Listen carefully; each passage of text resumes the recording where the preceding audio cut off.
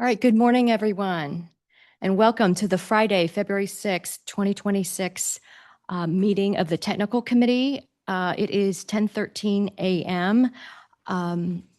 Chair Murphy, unfortunately, is unavailable for this meeting, so I will be chairing in his place.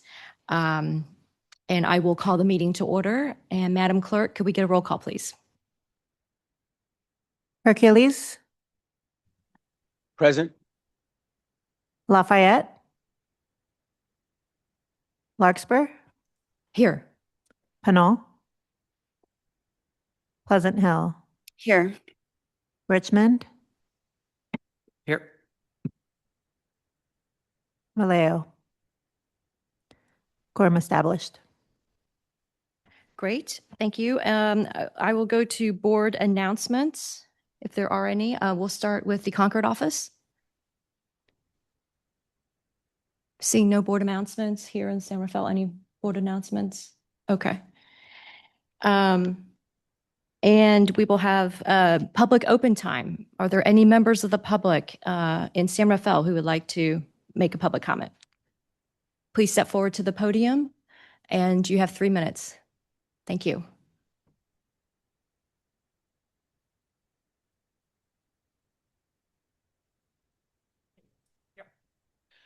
Good morning. So my thanks and respect for the folks at MCL who've dug deeply into MCE's operations in an effort to make us better.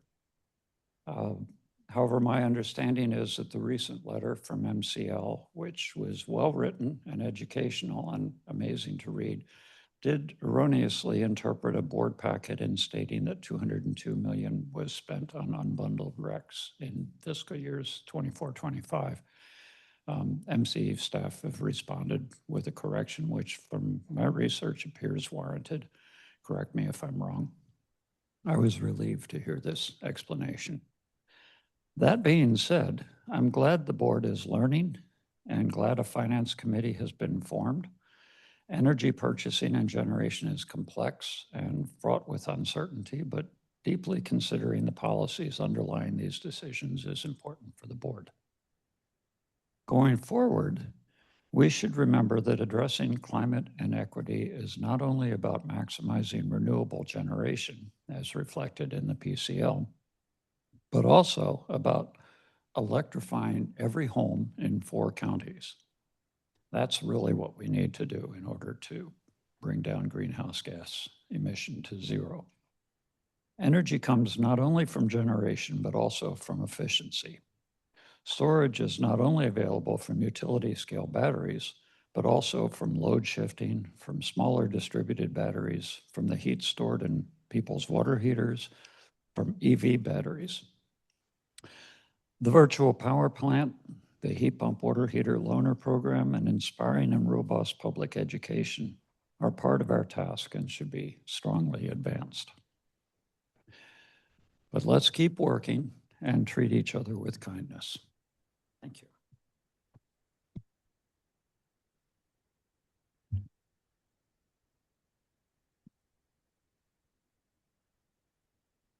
Thank you, Bruce, for your public comment. Madam Clerk, are there any, is there any public comment in the Concord office? Yes, we have one public comment here in Concord. Okay, great. Thank you. Hi, my name's Alicia Minion, and I have wanted to talk about 3 different topics. Number one, at the last board meeting, there was a discussion to move the lithium-ion battery project known as Corby that's proposed in Solano County in an unincorporated Vacaville, that would be moved to the technical committee. And so I didn't see it on the agenda. And if you could, address, just giving an estimate timeframe of when that'll be agendized on the technical committee. But personally, I really think it should have stayed with the board because of the importance of the subject, and including the issue with the project's inconsistency with the JPA provision that requires the project to comply with the member jurisdiction's general plan and zoning, which this project does not. Number two, I appreciated the letter from MCL. It was very well written, and I'm new to this subject matter, and it really made sense to me. So I was compelled to look at the MCE's financial statement audit report, and interestingly enough, um, it the audit report under the MD&A and in the notes to the financial statements do not distinguish recs between bundled and unbundled. And if the staff believes the bundled rec is material and somehow provides more additionality than an unbundled, I think that it's important and it might be required under GAAP to distinguish between unbundled and bundled. So I think that's confusing to the readers of the financial statements and those parties that rely on those financial statements. And then, and additionally, oh, by the way, back to the unbundled bundled. If MCE, which is my understanding, might have purchased unbundled recs in the past, I noticed that the disclosure and the audited report has not changed. So I would interpret that to mean at a minimum that MCE could be engaging in terms of or acquiring both unbundled and bundled. So I think it's important that that disclosure be revisited. And then number 3, CCCFA, the California Community Choice Financing Authority, that was in part created by MCE to be a conduit issuer for prepaid energy bonds. I noticed that in reviewing the prospectuses, known as an official statement, that CCCFA is selling energy to MCE, and maybe the technical committee, for starters, would be a good place to discuss the terms of that arrangement. Thank you. Great. Thank you, Ms. Minion, for your public comment. Any other public comments in Concord? There are no more public comments. Okay, great. Any public comments online? We have members of the public, Mimi Willard and Dan Sejadin.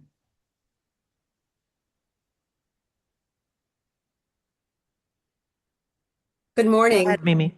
Good morning. This is Mimi Willard from the Coalition of Sensible Taxpayers. My comment today relates to the non-responsiveness of MCE to the Coalition of Sensible Taxpayers November 22, 2025 Public Records Act request seeking records related to MCE's energy procurement contracts and associated approval/authorization documentation. Specifically, CST requested records relating to 1 to 5 year energy procurement contracts for fiscal 2025 and written documentation of who signed those contracts. MCE confirmed receipt of our PRA on December 2nd, 2025, and stated it had documents responsive to the request. MCE further represented that an initial production would be released on or before January 30th, 2026. As of today, CST has received no records production, no legally sufficient written reason for extending time for production, and no revised production schedule. The records sought are central to transparency and accountability regarding MCE's procurement practices, which ultimately impact ratepayers. While failing to provide CST with any responsive documents to us in over 2.5 months, MCE has now acknowledged it has end-run the required review of energy purchase contracts by the technical committee chair. This raises the question about what exactly the requested documents MCE is slow-walking would reveal. We urge MCE's board to hire an independent auditor to examine previously signed energy contracts and related records and recommend appropriate prospective changes benefiting the public interest. CST, meanwhile, will consider its options to get MCE to fully respond to our PRA. Thank you. Dan Sejadin.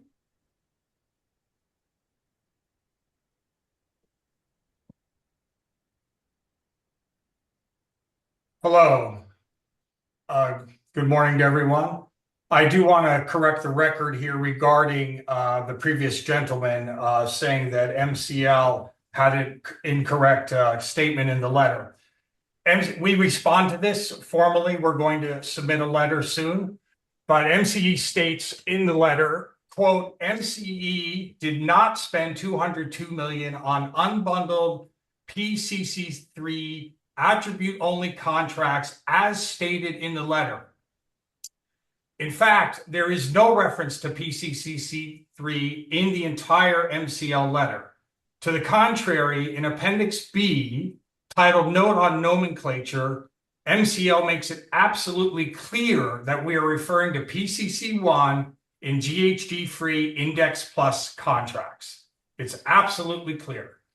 Take a look at that appendix. Also reference my prior comments at a board meeting where I said we are talking about PCC1. That was before this memo exchange even occurred. We know that MCE knows that we are always talking about PCC1 here, and the questions about additionality are about PCC1. So I just want to clarify that point. There will be a memo we will submit formally to get on the website so you can read this. And in the meantime, we encourage you to read that memo again, take a look at it. And I would just tell you the whole discussion about PCC 1, 2, 3, we are only talking about PCC 1, and that is our focus. And that is where we have the additionality concerns. And that is the substantive material issue that we're asking MCE to address.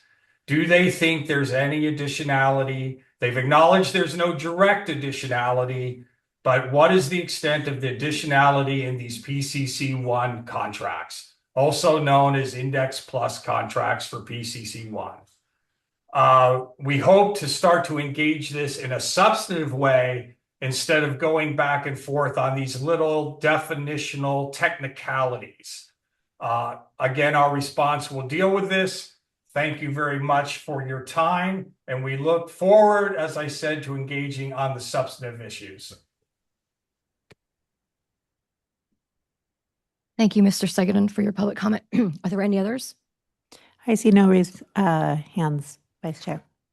Great. Okay, I want to thank the public for their public comments. I've been taking notes, and we cannot formally respond on public comment in this meeting, but I will be following up with staff after the meeting, and we will be getting back to all of you. Thank you. Okay, so now we will move to a report from the Chief Executive Officer. Great, thank you very much. As we do in the technical committee at the beginning of each year, I will spend a few minutes going over our power procurement for the months ahead. As usual, and as directed in MCE's Integrated Resource Plan and Risk Management Policy, particularly Section 6.2 and 6.3, MCE will be soliciting and securing needed power supply this year under multiple agreements that are less than 5 years in 3 categories. To conform to the market, these transactions tend to occur with a quick turnaround time. So the first category is CAISO energy hedge contracts to create cost certainty when load and generation do not match. That typically occurs 4 times per year. These are short-term fixed price energy contracts to hedge MCE's load consistent with the provisions of our Integrated Resource Plan. The second product is short-term renewable energy to meet compliance and fill any needed shortfall in planned or delivered volumes. Resource adequacy is the third category, and that is purchased to fill any gaps in regulatory compliance on a monthly and also on an annual basis for any short positions that MCE has this year. As predominantly a net buyer, MCE manages its market liquidity risk through purchasing at different intervals and maintaining a diverse set of counterparties to transact with. MCE determines the quantity of energy it will contract for each year using our planning model. And this model calculates a load and resource balance, which defines forecasted load.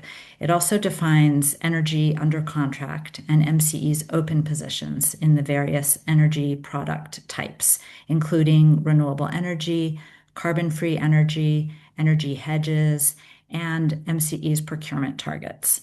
It also includes an outline of the delivery term and quantity of energy by product type for which MCE will seek contracts in this upcoming year. And while we don't share out specific open positions for each product, since that would place MCE at a disadvantage in the market, instead we use our planning model to guide the procurement of these contracts. These contracts will be identified and entered into by staff in partnership with our external energy consultants, Pacific Energy Advisors, and executed under the assigned authority. Also, these contracts will all be reported out to the full board after execution. Does anyone have any questions or concerns before I move on to the next item? All right. The next item is our Risk Oversight Committee. I just wanted to report out that our Risk Oversight Committee met on December 12th of last year. We meet on a quarterly basis, and I'm just reporting out that we reviewed open positions, cost trends, and regulatory impacts on business needs. And that is it for my report. Happy to answer any questions. Great. Thank you, Ms. Wise. We'll start with the Concord office. Does anyone have any questions on the CEO report? Okay, seeing none. Anybody here in San Rafael have questions on the CEO report? Okay, I have a couple of questions on the contracts, the hedge contracts, the short-term renewable energy, and the resource adequacy.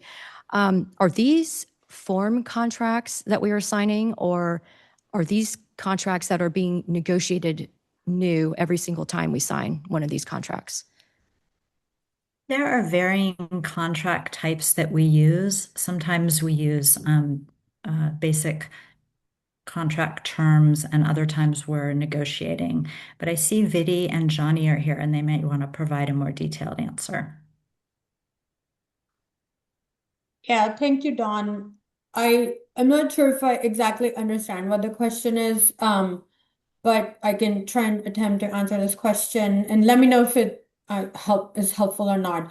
But basically, these contracts can range anywhere from like 1 to 3 to 5 years, and this is done in a very dynamic market that is changing all the time. So typically, the prices can also vary depending on the timing when we buy. So we try to buy, like Dawn said, at regular intervals so that we are not exposed to, sudden price spikes like all at once. So we try to slice it up. But a lot of it is also dependent on what's available in the market and the liquidity of the market. So the markets may not even have these products available, 1 to 3 years in advance of when the energy has to be delivered. So those are all the constraints that we're operating under. But to answer your question, these can vary in term, and the prices get set based on where the market is. Thank you, Vidi. Yes, I understand. I absolutely understand what you're saying. I guess my question was more about the actual form of the contract that is being signed. Is that a standard form contract, or do you renegotiate the contract every single time that you are entering into these? Is that clear what I'm asking? Yes, thank you. Yeah, thanks for the clarification. Yeah, I can certainly answer that. So these are very standardized contracts typically. They're typically contracted under a WSPP type contract, which is a standardized contract that is used very widely in the energy industry for such transactions. So yeah, that's the standard template that we use. There may be times where we may deviate from that. And a good example of that is, when we do deals with a big IOU, they have CPUC approved contracts that we have to use. So those will be instances where we may have to deviate from a standard template. And then in some cases, we may have to negotiate things like collateral and things like that. And that's where we prefer to have a master agreement and then, negotiate based on that. But majority of the contracts, WSPP is what is used. And then we may deviate from that depending on the type of transaction as well as the type of counterparty we're dealing with. Excellent. Great. That answers my question. And so is it possible then for you all or the procurement team to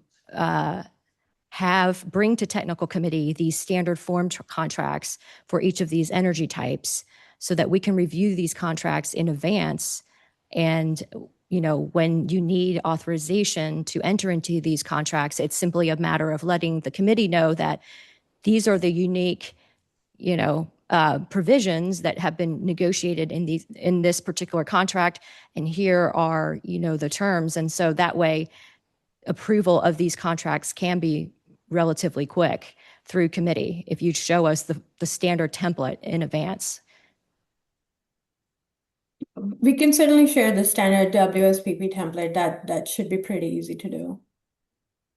Okay, great. Yeah, I mean, we can talk about this later at the there's another agenda item where we can talk about these contracts a little bit later in the meeting. But thank you for answering my questions. Sure. Are there any, is there a public comment? And seeing no more questions from the directors, is there a public comment in San Rafael? Yes, please.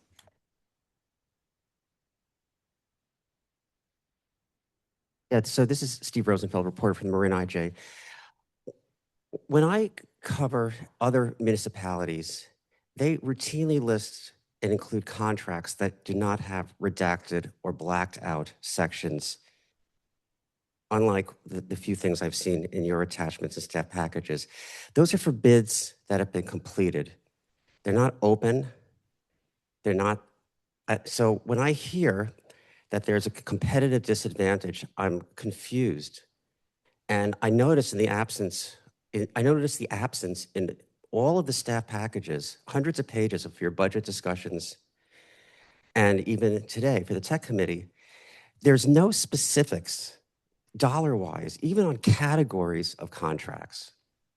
And I wonder why that is. And so again, with other municipalities, government agencies in Marin County, include contracts that don't have redacted and blacked out sections when the price is set and the commitment is paid for whatever the service happens to be. So I don't understand why everything here is blacked out and why there's no specifics that can be offered. So it's a question, and I think it informs the level of detail that goes on in these meetings and comments and discussions and correspondence, et cetera. So that's the question. It maybe cannot be answered here, but is why is everything redacted? Why are there no specifics? And why is that different from basically every other public agency I've covered in Marin? Thank you for your public comment. Anyone else? Chair, I'd like to have a brief response, and under the Brown Act, we are permitted to have staff or the legislative body have a brief response for public comment. Okay. And so I'd just like to identify that. Hi, Catalina, your microphone cut off. Oh, I must have pushed the button. Thank you. Apologies. Just to reiterate, we are slightly different than a town or a city. While still a public entity, we are a joint powers authority, but we are competing in an energy market that cities and towns typically do not compete. And so that is the reasonings behind the redactions to keep that market sensitive information confidential so that we can retain that competitive advantage. We're comparing ourselves to other CCAs. They operate on the same redaction level in not reporting the specifics to their boards. So just wanted to clarify that point. Thank you. Thank you. And thank you for the public comment. We can't engage in a long discussion about the public comment. But again, I am taking notes and we will address questions from the public at a later date. Thank you. Anyone else in San Rafael would like to comment? Okay. Yes. Do you want to? No, not yet. We're not there yet. Sorry. Anyone in Concord? Any public comment in Concord? Okay. We have public comment in Concord.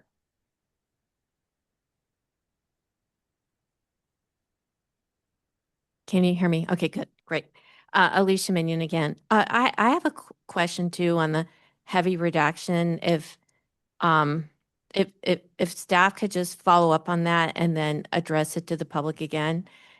Once the competition phase is over, I don't see a reason why the pricing cannot be disclosed, because otherwise, as a board, it's difficult to provide oversight without those details and just relying on aggregate data of a massive amount of procurement contracts. It's not making sense to me.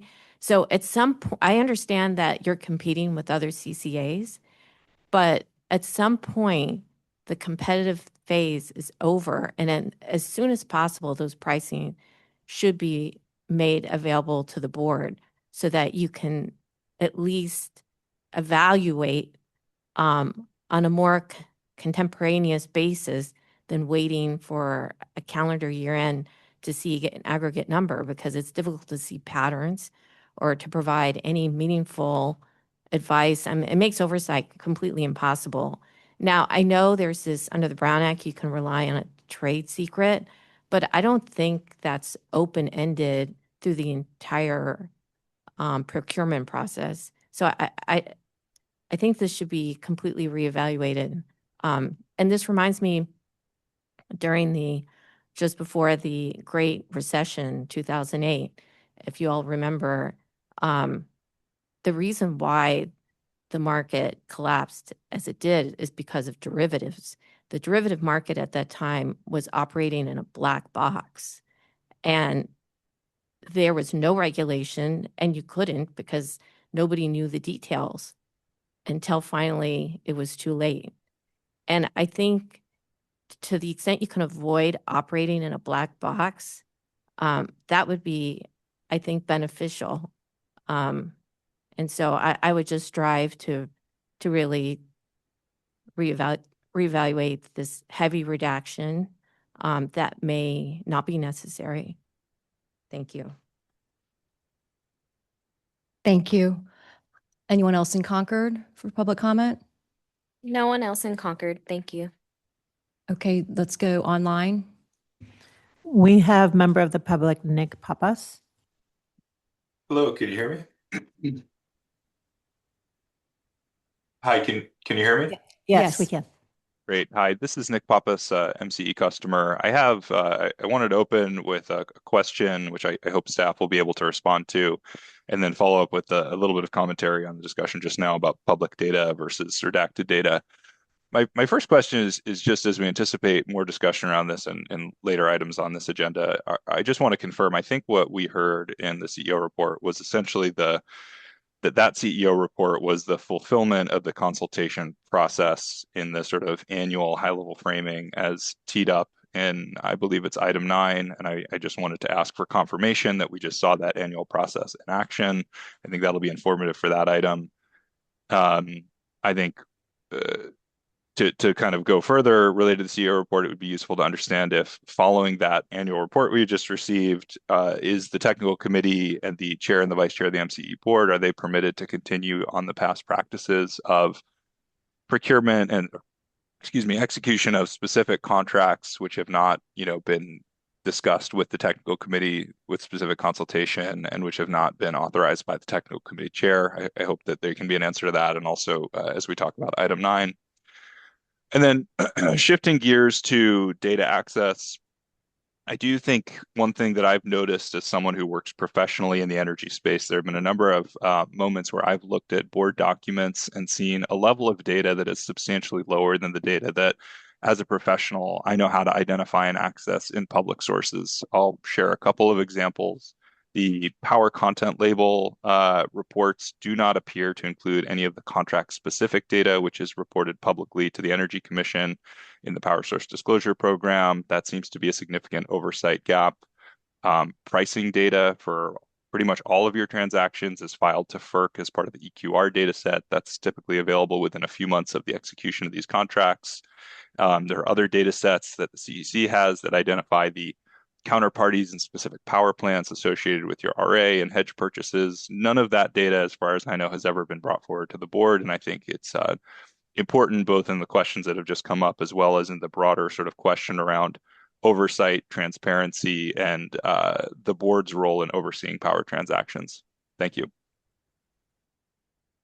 Great. Thank you. Any other comments from the public? I see no additional raised hands, Vice Chair. Great. Thank you.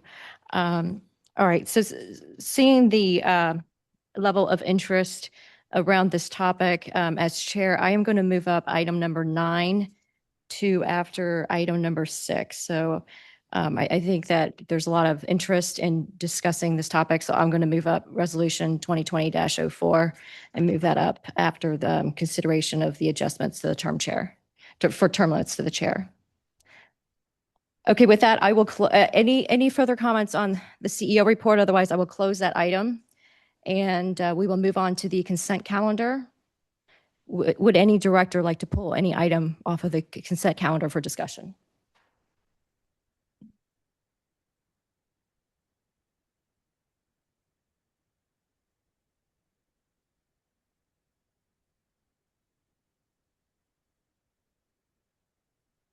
Yeah, sorry. Yeah.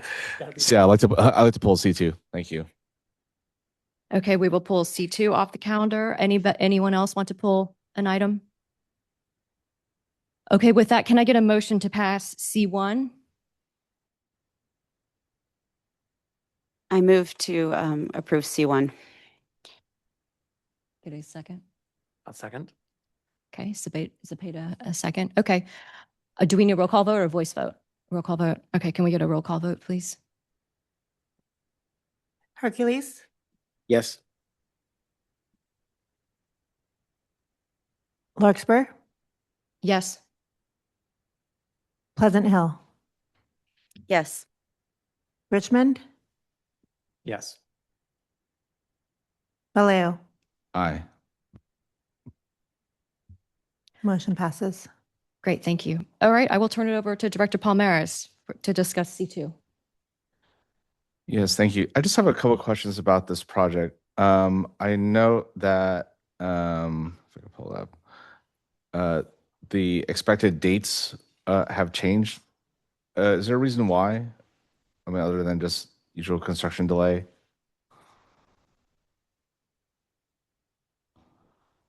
As part of the First Amendment? Yes, and we have VD and CB available also this weekend. So there was permitting issues and equipment issues, but instead of, so we worked together with the developer with an extended date to get a much more beneficial contract for MCE and its customers, and add at the same location additional megawatts for our RA requirements. Understood. And I may have missed this detail, but what's the address of this location, this site? I don't know, but I can send it to you. Do you know it, Vidi? It's in Daly City, Cow Palace, right? Yeah. Oh yeah, I know. It's near Cow Palace. Okay, got it. All right. That was it, actually. Thank you. Okay. Thank you for that. If I may, Madam Chair, I just wanted to add some information. Great, please go ahead. Okay, so the ad hoc contract committee, 2 members, Director Murphy and Director Kohler, met. We provided the unredacted documents to both of them, all the confidential information and what have you, all the justifications we had. And they had chosen for Director Murphy to do a briefing to your board, to your technical committee, but sorry to hear he could not make it today. I just wanted to inform the board about what we had done prior to this meeting that we do normally for long-term contracts. Thank you. Thank you, Vicken, for that. Would you be able to, in place of Director Murphy, just update the technical committee what the recommendation was on this? Thank you. Yes, Okay. absolutely. I should have said that. They were both in support of the contract.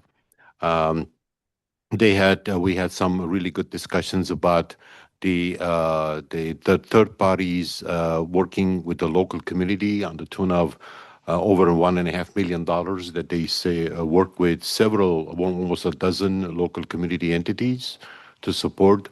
There is wonderful support from both sides to each other about the project. They are working together on a long-term basis. So those were the things that we had talked about in addition to the financial positive situation for MCE and in resource adequacy matters also. So they both supported the project. Great, thank you. And so from your comments then, also from a financial perspective and a pricing perspective, the amendment is more favorable to MCE, is that correct? Absolutely, yes. Significantly more beneficial than what we used to have prior to its delays. Excellent. Okay, thank you. All right. Any other questions on this consent item calendar? Or the consent item.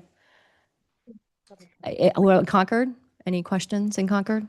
There are no questions from board members, but we do have a member of the public who wants to make comment. Yes, please.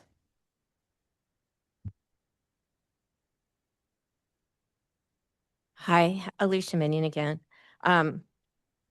So I have a few concerns with this, but maybe the responses from staff will mitigate my concerns. Number one, I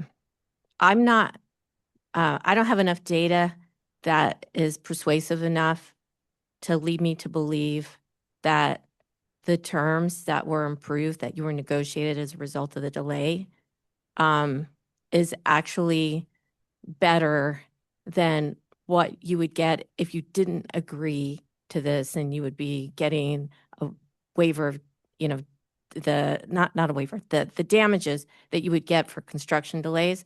I don't know. I don't see comparisons. I don't know how much better the terms are.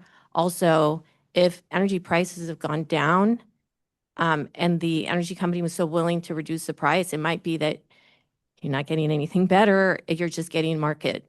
And so the other thing too is the project size is increasing, and maybe MCE sees that as a benefit because it has more to arbitrage.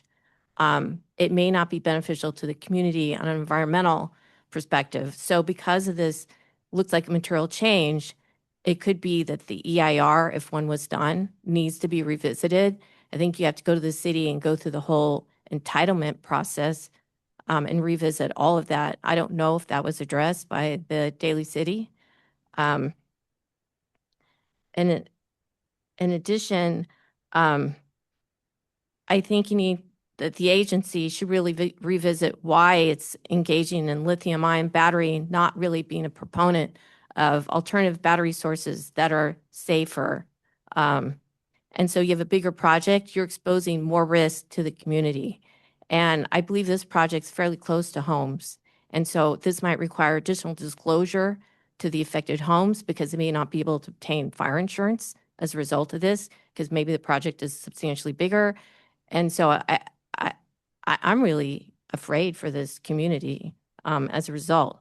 And additionally, I think you should know that lithium and battery storage, while there might be some benefit to the grid, I don't know, I think it's important that, this agency, when it was evaluating Corby, one of the benefits that the agency stated was, oh, we can engage in arbitrage, meaning you store the energy at a low price, then you sell it at a high price. So this is really like profit motivation that's attached to this project. And so, the idea that batteries create this kind of new market at the expense of endangering the neighborhoods that are surrounding these projects is disturbing to me. So I think this just needs to be brought back to the board on a policy perspective, because this agency claims they're renewable to green. It's all happy and good for the environment. This isn't.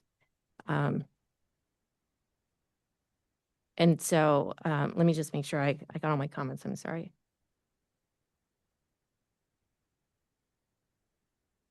Yeah, so again, I would really like to know what would happen if you did not approve this contract, and the contract would be subject to the construction delay damages. Thank you. Great. Thank you for your public comment. All right, Vic, can you address that question at the end here? Yeah, I can. There was a lot, but I can just give a little bit. Sure. So, as we had explained previously, with all our PPAs, we have a significant distance between us and the developer, whatever they choose to work at or what have you. So this developer in the locale has a wonderful relationship with over a dozen communities. The city has approved all the permitting. Their own fire department has approved the permit. They have all the accesses and what have you. And as far as the last point about what would happen if we don't do this contract, we would have a serious compliance issue with the PUC in being not compliant with our RA requirements. And we are seeing a significant drop in responses to our request for proposals on such power plants, locales. So the cost exposure to MC would be significantly more than the benefit we are getting by the extension of this high quality product at this time. Okay, great. And did I read in there that we were going to be getting damages because of the construction delay? Was that part of the amendment? That was part of the short answer is yes, but we used that to negotiate a better contract for the long term with additional capacity. Okay, instead of getting damages, we are getting a significantly better deal for more megawatts, for longer duration, and the net compensation to MCE will be much greater. Okay, so that analysis was done. Yes. Okay. Great. And we can meet with you, Director Andre, if you want some of the details that I cannot talk about it at this time. Great. Thank you. That might be the way to handle this. Thank you very much. Okay, so I will close.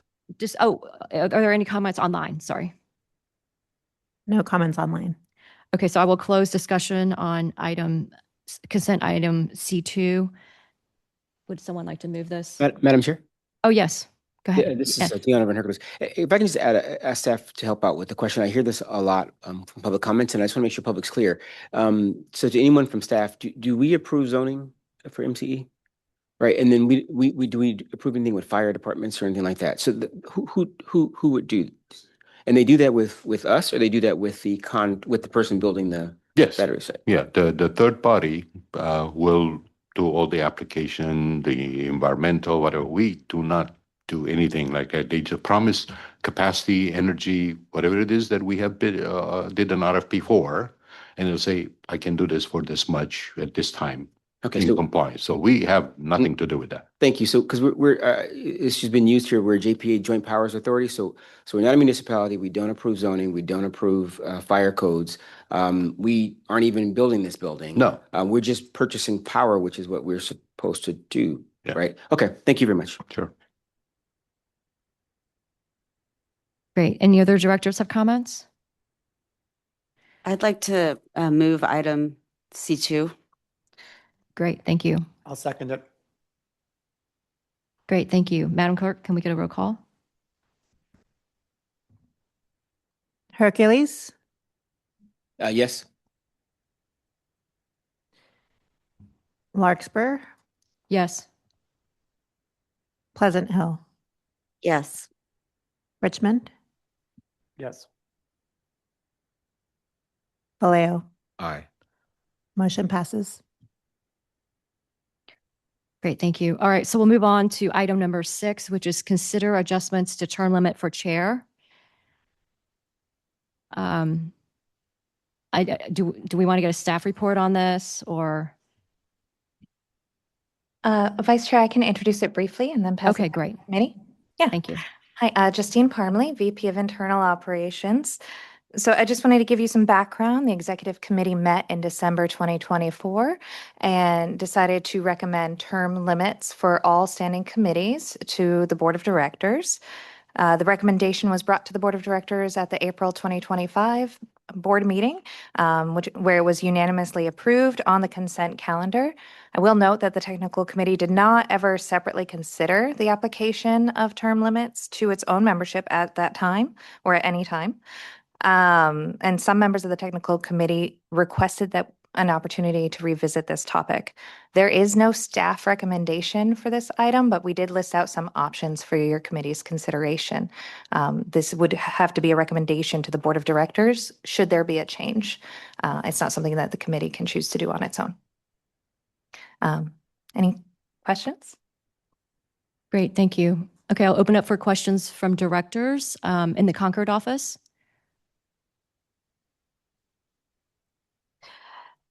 So do we know if our current chair wants to continue to serve as chair? I know he's not here today. Yeah, I can comment on that. He is interested in continuing to serve as chair. And how long has he been the chair?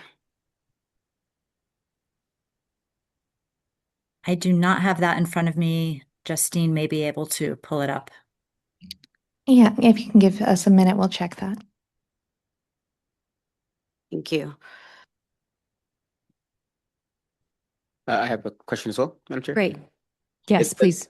Thank you. I'm not necessarily opposed to it, and it sounds like the board, to staff, I guess, the board approved the overall process back in April, I think I heard. But I do think that the chair should be here for that discussion. So I'd ask that as we go through comments, if folks are willing, we just hold this to the next meeting for further discussion. But I'm not necessarily opposed to it. Just want to make sure I have the data points right. It sounds like it was really discussed in 2024 and then voted on at the full board by consent calendar in 2025. So we kind of already have the guidance. We're just getting the full board to approve this change. Is that correct? So the executive committee discussed it back in December 2024 and recommended to the board to make the change for all standing committees. So since the board approved that, it currently applies to the finance committee, the technical committee, and the executive committee. So in follow-up, our vote would be on what? It says discussion/action. What would the action be? And I'm sorry, I didn't see a report. Forgive me if I missed that one. I didn't see a report for this particular item. So sorry for asking so many questions. Yeah, and it was probably buried between multiple reports in there. And so is not a recommendation from staff. There are options for consideration. So you can choose to have no change. You could recommend lifting term limits, or you could recommend any adjustment to term limits that your committee considers. And to clarify, the current chair has been chair of the committee since February 2022. Thank you, Madam Chair. Sorry, one more quick question. What is when does the term run? Is it like September to September, October to, what is the, what month would we be voting for a different chair if we were to vote? So typically that does come to the first meeting of the new calendar year. So historically it would have come to this meeting. Great, thank you. Great. Any more questions in the Concord office? Okay. All right. So we'll come to San Rafael. Any questions or yes? Or Zepeda? Justine, can you reconfirm that? I read somewhere that the term, probably not going to find it now that I'm trying to look for it, but that the term was sometime in like June, July. And it did say, I think it might have been when the board was first established many years ago, but I'm not sure. So did it change from June, July to February? Thought I read something somewhere there. Forgive me, without knowing which document you have in front of you, I don't think I have enough information to answer that question. But historically, we do the chair votes at the beginning of the calendar year for our committees and for the full board. Okay, let me see if I can find it. Sometimes it can happen mid-year if someone leaves their seat or leaves their position. Okay, so it's under one document, Article 6, officers in terms of in terms of office, and maybe this is just for the initial term. It says initial terms of office, notwithstanding the one-year term generally established for officers above, their term of the initial officers elected by the board should not expire until the annual meeting of the board held in June. Now that, I think it's referencing the full board, but I wasn't sure if that was also to do with the committees, if everything kind of switches over at the annual meeting. And it's on page 75 of the PDF.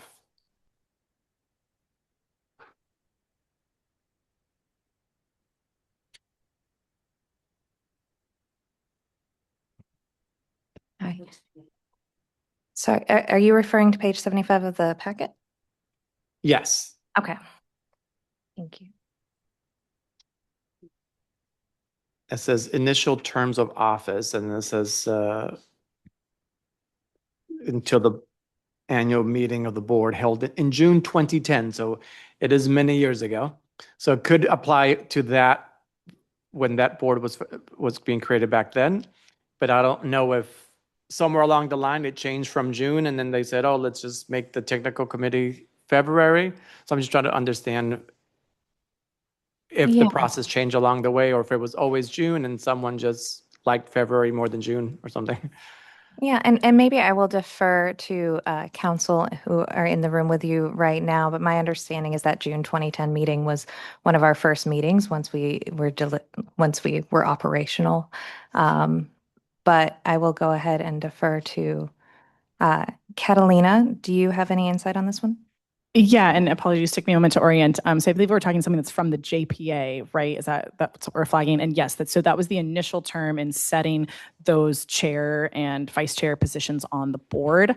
And then in operating rules, it has further identified that we then vote out in December or the next available meeting. And typically we haven't held board meetings in December, or we have waited until January to host those meetings to select officers just because of the timing of when our electeds kind of rotate out and in. We often are in that kind of limbo zone from November elections where people are phasing out. We then elect into the early of the new year. So we have deemed that to usually be as it relates to the actual board. And then the committees that we follow to just select them at the beginning of the year, which then kind of follows suit what we've done with the board. As Justine described, historically, we've done it at the beginning. And so what we've done is if we didn't host a January meeting, we then had a February TechCom and then kind of do that 1-year term outside of, along that pattern. So if we held it in February, then we'd have 1 year later, we would readdress in February. Does that help? Mm-hmm.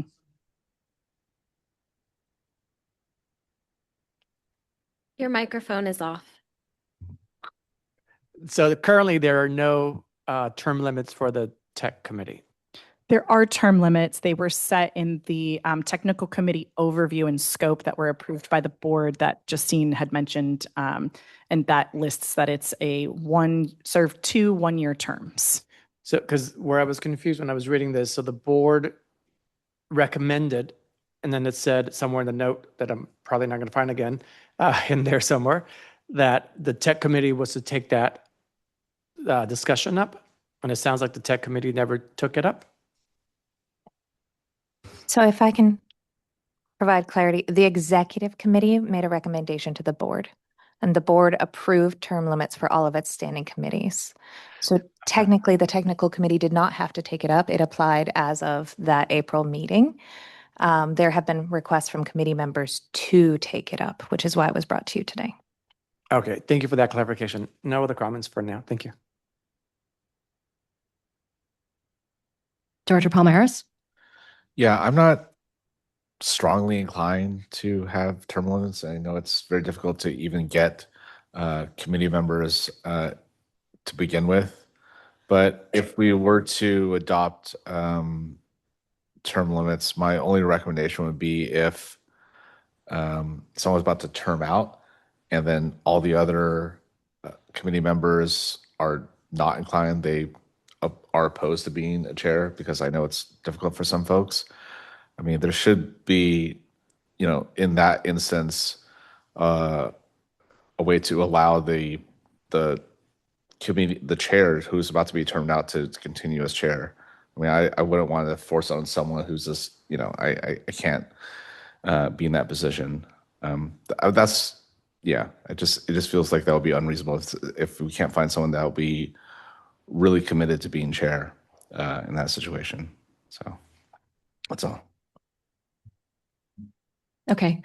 Well, I think the issue isn't finding someone who's interested in being chair. I think it's just the current chair is also interested in running for chair. But I also think that there are others who might be interested as well. So I think that's why this is a topic for discussion. All right, so I'll open up for public comment on this item.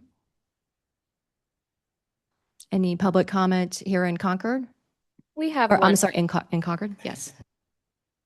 Hi. I'm a believer in term limits. And what you could do is you could have the term limits, and then if for some reason there's no one else that's interested, maybe at that time you can have some kind of exception to allow that person to continue if they want to go beyond. Maybe that's what you could do to kind of address the concern that maybe there's not enough interest, but term limits are good. I think it's good to have fresh eyes periodically, and it's just like anything else. You should not have the same independent auditor auditing your financial statements for long periods of time. You should not have, you need to switch things around. Generally, if you looked at cities, elected, generally the mayor is elected, or actually in some cases, when there isn't an individual that has to be elected to be the mayor, you switch it around, take turns. Somebody's the vice mayor, the next year someone's the mayor. And I think that that provides value, and in a way, I think it could lead to better oversight and lead to a better chance of having at least a qualified person sit for that during that term. Because I could see a possibility where we could have someone that's unqualified for a long period of time in that seat. And the chair has additional liability because the current resolution for authorizing contracts is the chair of the technical committee. Thank you. Thank you for your public comment. Anyone else in Concord?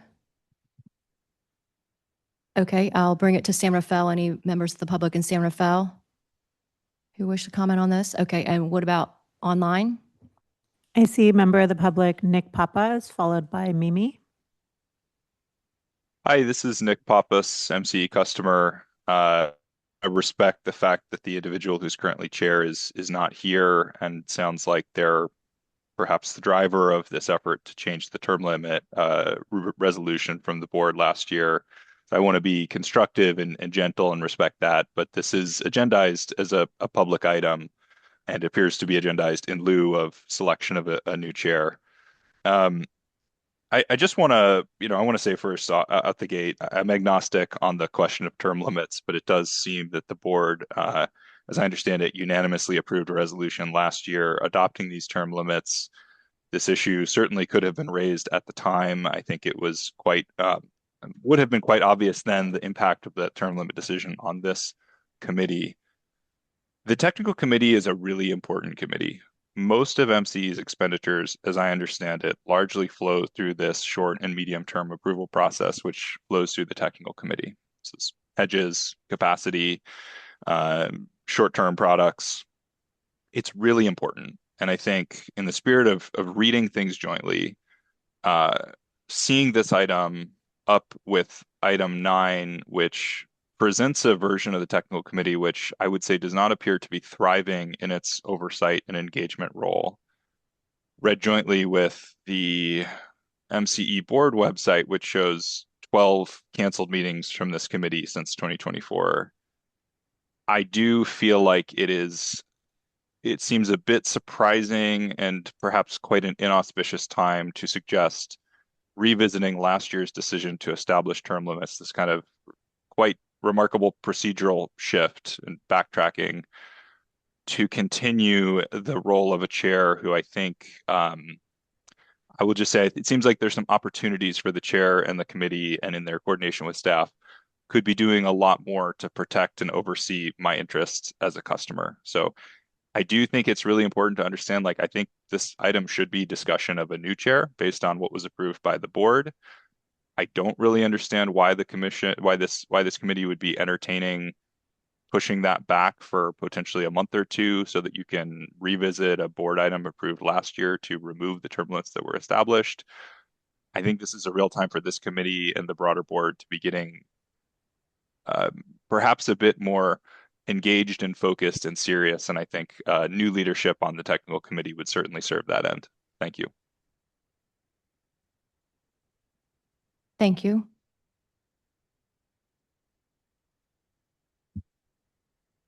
I see member of the public, Mimi. Go ahead, Mimi. Good morning. Mimi Willard from the Coalition of Sensible Taxpayers. My comment is brief. As part of our interest in good governance, the Coalition of Sensible Taxpayers has been working over the past year on a term limit project. And we do believe firmly in the importance of term limits to good governance. And as such, I think that it is important that include term limits at both the board level and at the level of important committees like the technical committee. Thank you. Thank you for your comments. Any more public comment? I see no additional raised hands. Okay, great. Thank you. All right, so I'll bring it back to the directors for discussion on this item. I think there's, basically two choices. One is, do we uphold the policy that was passed, approved by the board last April, which says that committee chairs are limited to 2 one-year terms. And from what I understand, Justine just said that I think Director Murphy has been chair since February 2022. So that's option one, is just to keep the policy as it is. It came up through executive committee and it was passed by the board last April. Option two would be to bring it to the board and ask for, I don't know what we'd be asking for, either an exception or to change the policy for the technical committee only. I am not exactly sure what the second option might be, so I guess we would have to just discuss that. So I'm open to discussion. Madam Chair, in Concord? Yes, Director Bailey. Yes, I guess what I was suggesting is that we stand by until our chair is here to explain why he placed it on the agenda. My understanding was his request. I don't know why he did it, but that is traditional for most committees and boards and council that I sit on, is that the person who brings an item forward gets to present it. They're usually the first person to speak. That's not necessarily the pattern here, meaning that they speak first, but I just want to hear his comments. So delaying it doesn't really do anything by waiting a meeting, because we will have a board chair elected this year. So therefore, this conversation has months to go. Although I'm not recommending delay it that many months, I'm saying delay it to the next meeting. So I think we may have a third option. It wouldn't be go back and ask for an exception. I'm not asking for that. Let me be very clear. I'm just asking that we hold until our current chair, who is actually the person who brought this item forward, has a chance to explain where they wanted to go with this. I don't know if he's asking for an exemption. I don't know the answer to any of those things, but I think it'd be good if he were here, he could explain it to us. That's all. Thank you. Great, thank you for that comment. Madam Yes, Chair, Director Zekas. I would agree. I would agree with that comment. I also, I'm not against term limits, but I don't know why our chair brought this to the board. So I would love to wait until next meeting when he's available. I know he had an emergency and couldn't make it today. Okay, thank you. I'll bring it here to San Rafael. What are your thoughts? Yes, go ahead. Yeah. Thank you. Yeah, with respect to Director Bailey, yep, I agree. I mean, he's had tenure for a while now, so just out of respect, I just want to see what he has to say. I don't know. I'm not a mind reader, so I could wait a little bit longer. Okay, Director Zepeda? Thank you, Chair. And not to put staff on blast here, but, or not, actually not blast, but on the hot seat. But how many meetings have been, have we postponed due to quorum in the past, say, year or two? So the caller had mentioned 12, and I don't remember, I don't know if that's true or not. We can look that up. As I interpreted the caller's comment, it was more about just canceling meetings, which mean we don't have items to agendize, not necessarily because we could not get quorum, but we could look up that. I don't have that off the top of my head. I know that has happened a time or two, but happy to get those specifics to you all. Thank you, because I would be interested in, somewhat tied to this, is trying to figure out if there's, and I don't know if the chair maybe wasn't able to chair for a long time because people were out. I've seen some committees and other JPAs where we have standing committees, but they never activate because of lack of quorum. So you could be a chair and never chair. So I'm just trying to see if this is something that's similar. And if so, then it looks like it's a different policy we're wanting to do. It's an attendance policy to make sure that we have a committee, especially if and again, I don't know the number of 12 is just canceled meetings that just didn't require an agenda for that month, or if it was due to quorum, but might be different policies that we wanted to look at, and that's something different. But I agree with the comments made already in regards to the term limits. I think that they're good to have. But I would love to hear from the current chair to see more of why this was agendized. So thank you. Okay. All right. So why don't we just defer this item until the next meeting, until the next technical committee meeting? Okay, great. Thank you, Justine. All right. So we'll conclude item number 6. So now I'm going to move up item number 9, Resolution 2020-04, review, consultation, and execution of certain contracts. Can I get a staff report on this item, please? Yes. Thank you, Vice Chair. Happy to provide that. So this is following up discussions that we've had both at the executive committee meeting and at the board, legal in partnership with our external counsel, Vid Prabhakaran, who was on the call for a little bit but had to jump as this item took a little time to get to. But he has had to jump. He might be able to join us later, has another meeting. So, but he's from Davis Wright Tremaine, a reputable law firm. And we dug into the analysis on the issues that were raised specifically as it relates to consultation and execution of certain 1 to 5 year contracts.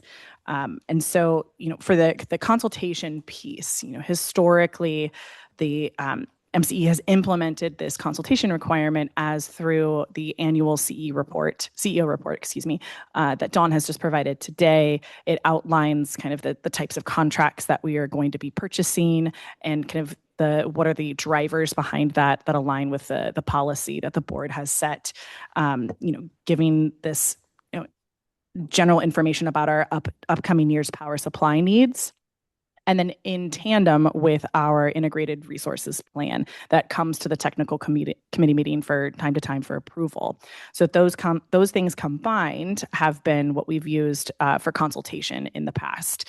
Resolution 2020-04 doesn't really provide specifics about the manner in which consultation needs to be carried out, and it also doesn't specify the minimum level of detail that needs to be provided to count as consultation. So MCE has continued with this historic approach, and in today's conversation, we welcome the committee to dive into that and address what consultation could look like going forward. But under our review, we've conducted that it was reasonable for MCE to rely on those components as consultation. The second component is the execution matter for 1 to 5 year contracts. And so we have identified 20 contracts that were executed, that are 1 to 5 year contracts that were executed jointly by the CEO and either the board chair or the board vice chair. And what we have concluded is that these procurement contracts have been executed consistent with the delegations and authorizations have been approved by the board. And so those are set forth in both the resolution 2020-04 and the operating rules and regulations. Essentially, the board established resolution 2020-04 as an authorization for future energy procurement that the contracts, future energy procurement contracts through this various delegations that are listed in that resolution. That resolution also retains the right for the board of directors to conduct energy procurement and contracting authority as it may deem necessary and proper. And so what we have, identified is while the resolution 2020-04 calls for these contracts to be approved by the CEO and the technical committee jointly, the operating rules and regulations, which is a kind of separate exercise of the board's authority, expressly authorizes the chair to execute contracts that are adopted or authorized by the board and allow the vice chair to step in when the chair is not available. So we taking jointly the resolution 2020-04 and the ORR, we can explain that the chair or the vice chair may also approve and execute these 1 to 5 year contracts, and that they were authorized by the board when necessary and proper. And then I just want to also reiterate, in all cases in these contracts, the counterparty has either delivered or is delivering, and MCE is either met or is meeting its obligation under the contracts. So the parties have substantially performed, and we've established this clear course of dealing under the agreements. And so, and finally, any, affirmity that we could find in these contracts with respect to the execution process would be curable under a contract. And I know that there was some public comment that addressed this kind of void ab initio, this void on its face. The contract doesn't exist at the start out. And we did that. We conducted that legal analysis. And as our legal analysis, discovered, it's the statutory authority to enter into these contracts, as MCE is a CCA that was created for as a load serving entity under statute to get into energy contracts to support its load. So we have the statutory authority to enter into these contracts. If a counterparty were to claim that for some reason they didn't agree with our analysis and had challenges with who executed the contract, that would be a very simple fix that the board could take. And therefore, the MCE has concluded that we do not have any legal risk that is associated with these issues. And we understand that there's current distribution of the different board delegations. You have the ORRs and you have the Reso 2020-04 can be confusing. And so there's also opportunity for your committee to discuss about, clearing up that delegation in the actual resolution, and also identifying, when a chair of the technical committee is unavailable, who is a more clear designated step-in. So just to conclude, in short, we undertook the review that was requested by the board and have concluded that both the consultation and the execution were consistent and in compliance with the board approved authorizations and delegations under the resolution 2020-04 and the delegations under 2018-08 and the operating rules and regulations. And that even if there was a departure, if somebody was to claim that there was a departure from this board approved, MCE would not face any legal exposure. So I want to acknowledge that there have been other public comments on this, asserting that somehow MCE could face legal exposure. And our legal review has concluded that that is incorrect. But in light of those assertions, as general counsel, I would just urge that directors not make any comments that could adversely affect MCE's legal position by opining on MCE's past compliance, and would urge that today's conversation be on a going forward basis and talking about how consultation can be further and better defined for our teams, and also identifying any backups that the committee might want us to consider for these delegations. And with that, I will pass it over to the committee to discuss. Okay, great. Thank you. All right, so I'll open up. We'll start in, do you want to start in? All right, we'll start in Concord with any questions on this matter. Resolution 2020-04 and the authorization of the 1 to 5 year contracts? Yes, Director Zakis. Yeah, I have a question. I've seen it asserted in letters that the CEO has made all these contracts by herself. And I just wanted to clarify with staff. I think there's at least 6 or 7 people that review these contracts, and there's a process, right, by which these contracts are reviewed. Is that correct? Yes, you are correct, Director. Yeah, and just to clarify, the ones that would be executed by Dawn are under the resolution as well as that 12 months or less. So that is a delegated authority, and agree, she does not operate solely, as there are a list, and we've included that matrix in previous approved contracts updates, identifying the individuals that are involved, but it includes our power resources team, our legal team, our regulatory team, to ensure that we're meeting compliance obligations. And we leverage our external counsel as well as it relates to specific commercial details, so that this does not occur in a vacuum. Thank you. Director Bailey, do you have any questions? No questions? Not at this time, no, thank you. Okay, great. All right, so we'll bring it to San Rafael.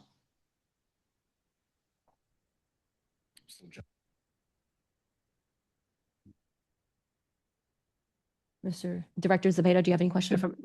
Just that. So I thank you for restating what's on here as well about the backups. I think that might be something good if the board is able to bring something forward on suggestions of what those backups would be, and making sure that as we move forward, the contracts are as tight as they can be. The process can be as tight as they can be.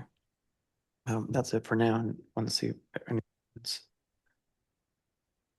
Director Pomeroy, any questions? Okay. Well, I do have some questions on this. One, my first question is just, has Davis Wright Tremaine reviewed all of the contracts and the authorization chain of these contracts, the 1 to 5 year contracts? We provided all of the details that they would need to make their analysis and worked together with them. So providing a general list of what these contracts are, who's signing. So we've given them even templates and samples of some of them. So I guess the question is, did they review the authorizations of each of these contracts prior to, did they write did they write this legal memo? We wrote it together, yes. Okay, so did they review each of the contracts to ensure that they were authorized under Board Resolution 2020-04?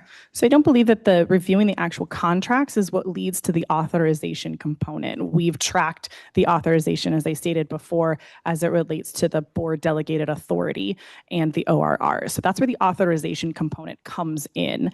The execution is what would be relative and important under each one of those contracts. And that's just a signature page that would show who executed each one of those agreements. Right, so I'm not asking about the signature page, I'm asking about the authorization. So did Davis Wright Tremaine review the authorizations for these contracts? Yes. Yes, prior to writing this memo. Yes, they could not provide a legal analysis without having reviewed the materials necessary for the authorization. Okay.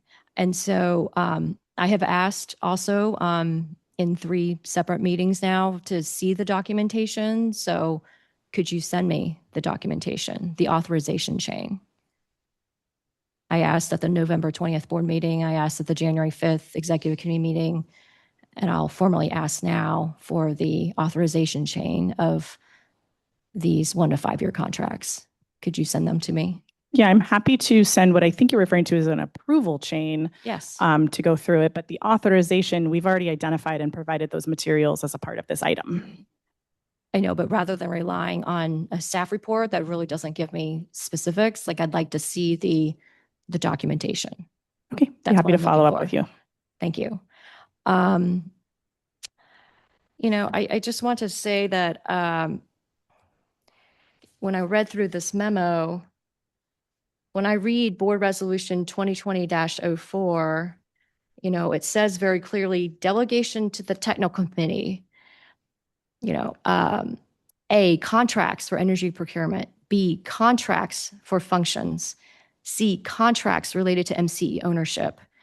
Delegation to the CEO and technical committee chair jointly. They are allowed to approve and execute contracts. So I don't think the integrated resource plan and the CEO report that we just got at the beginning of this meeting, I don't think those are contracts. So I think Board Resolution 2020-04 is very specific about what needs to come before the technical committee and before the technical committee chair in order to approve. So I think that's sort of missing from the memo. And then when I look at the consultation bit of it, there's a line in the memo that says Resolution 2020-04 does not specify a minimum level of detail, which I believe you cited also in your comments, that this board resolution doesn't specify a minimum level of detail to be provided to the technical committee during the consultation process. So I'm a little troubled by that because it feels like management is setting itself a pretty low bar in terms of what constitutes consultation. And really it's what I'm concerned about is the board has delegated this authority to technical committee. And I don't know how technical committee is able to perform its oversight functions if. Again, Chair, I apologize for interrupting, but as I noted, we were requested and directed to provide a legal analysis. We have provided the legal analysis. We have sought external counsel to support this and stand by the decisions and analysis that is made in both the report and what I shared. I've urged the committee that we look at this at a going forward basis.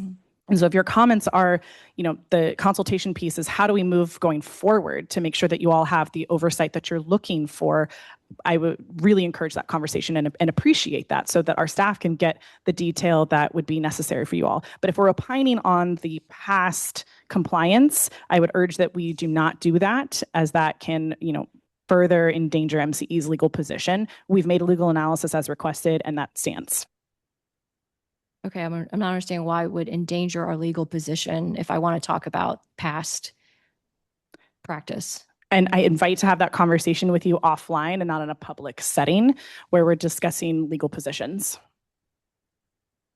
Okay, well, how is the board supposed to perform or how is this committee supposed to perform its oversight duties if we can't discuss what the past process has been and how we can fix it going forward? I don't understand how are we able to perform our oversight here? Sorry, point of order. Could we enter closed session to discuss this? Is that a possibility? Unfortunately, we have not noticed that as a closed session. We can reassess and come back. But I don't think that what I'm stating would prevent you from having this conversation about how we go forward. What do we address on the consultation? So I think that what you can, what you're identifying is here's what's been done. Identify that doesn't seem enough. What do we do going forward? But not continuing to address that the past is not in compliance.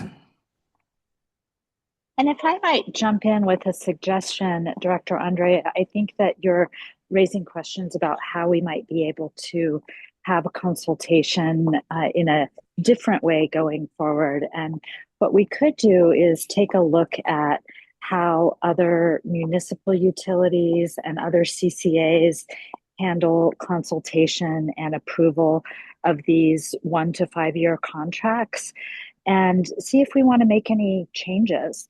That could be a future item that we bring to the technical committee for discussion, and that way we could get input from everyone. That's fine. I am going to recommend that, the technical committee has an independent audit of these contracts, and it goes beyond the authorization chain, but that we also get an accounting of what types of contracts were being signed, what kind of energy, who's the counterparty, what was the price.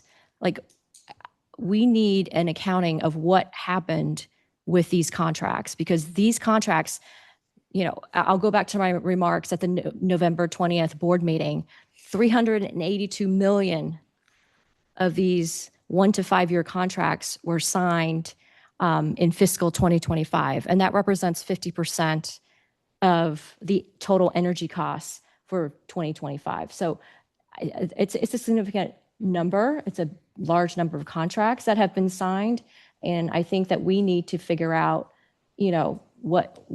what kind of contracts were they, and what's the impact, because that's where we had the $200 million increase or surge in energy costs.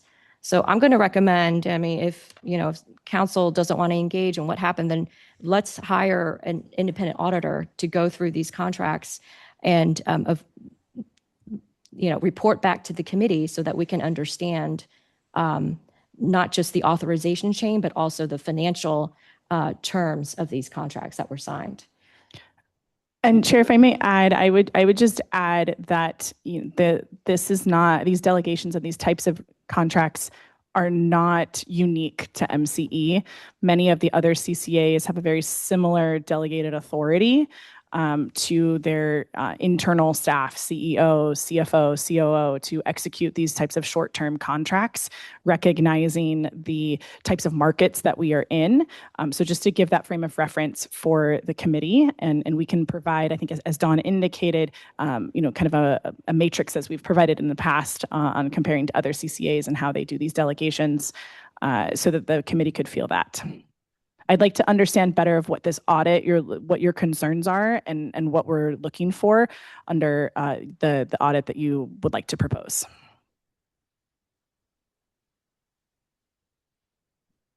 Madam Chair? Your mic. Sorry. Yes. So the audit would encompass not just the authorization chain, but also the financial terms of these contracts. How many of them were signed? What were the dollar amounts? Like I just said, in aggregate, there were $382 million worth of 1 to 5 year contracts that were signed in fiscal 2025. That represents 50% of our total energy costs for the year. And so, I think the committee and the board, in our fiduciary responsibility to our ratepayers, we need to understand, what kind of contracts were being signed and what type of energy was being procured. Is this where we were signing the natural gas contracts? We as a board need to perform our oversight duties.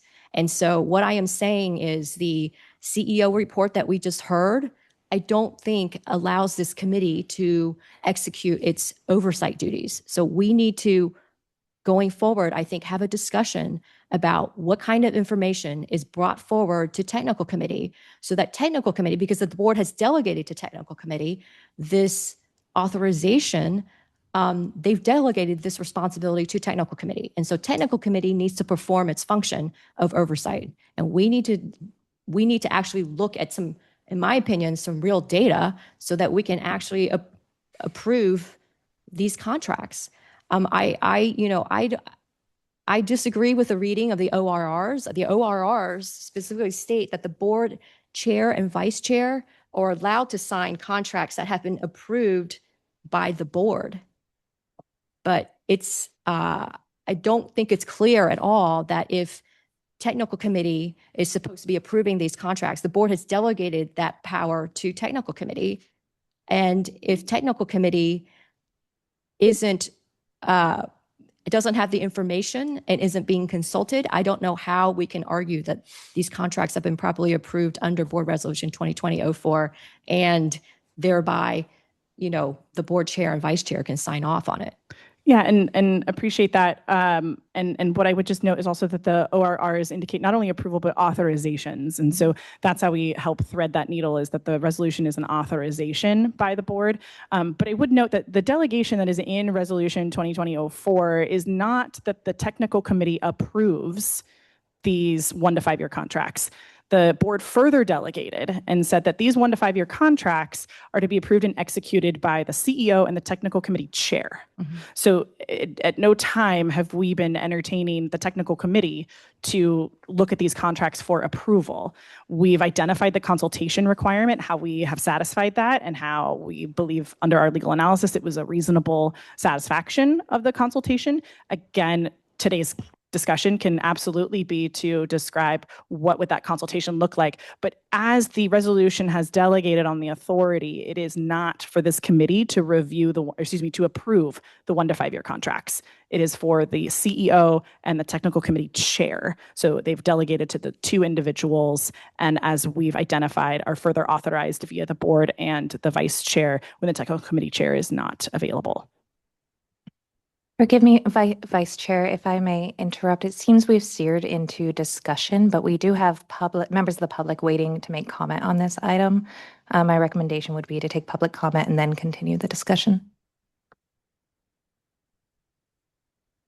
Oh, and your mic is still off. I'm sorry. Sorry. Thank you very much. Yes, thank you. We should take public comment. We'll start in the Concord office for public comment.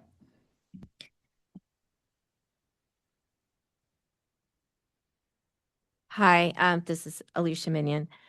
Okay, I have several questions based on hearing from legal counsel. So I don't have clarity on the purpose of Resolution 2020-04. So when I looked at the resolution that was replaced by 2020-04, it was dramatically different. At one time, it was the CEO had authority to approve contracts, authorize, execute contracts. So in going to, to past history, I think it's important to understand why was 2020-04 brought forth and approved by the board to provide the technical committee together with the CEO approval authorization of the short-term contracts under 5 years. I'm suspecting it could be that this could be a recommendation by an auditor. I don't know if this agency has had an audit of its internal control environment regarding procurement. If that hasn't happened, that needs to happen. Absolutely.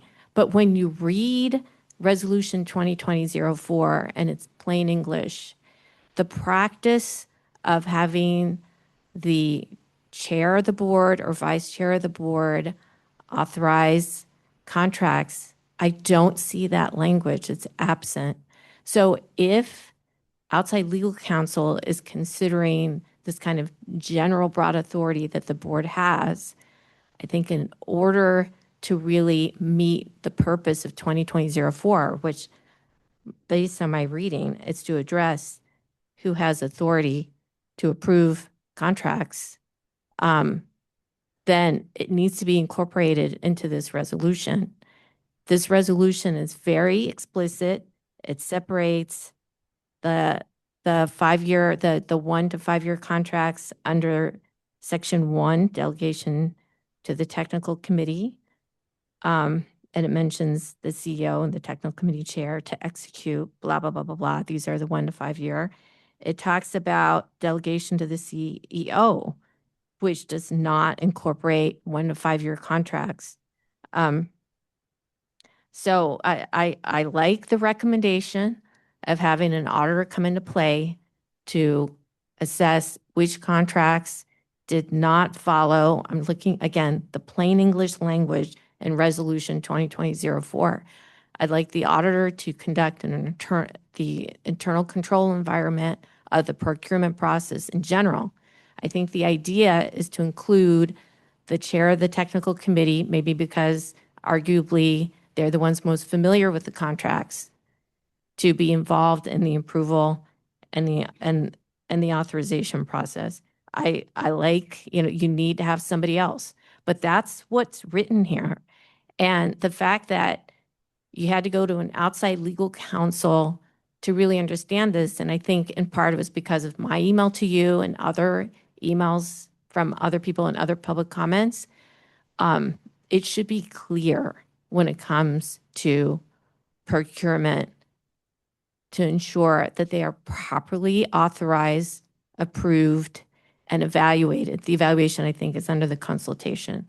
So I think this needs a broader discussion. And the bottom line is you do need to go back in time and really get an understanding of those contracts that appear to be not consistent with 2020-04.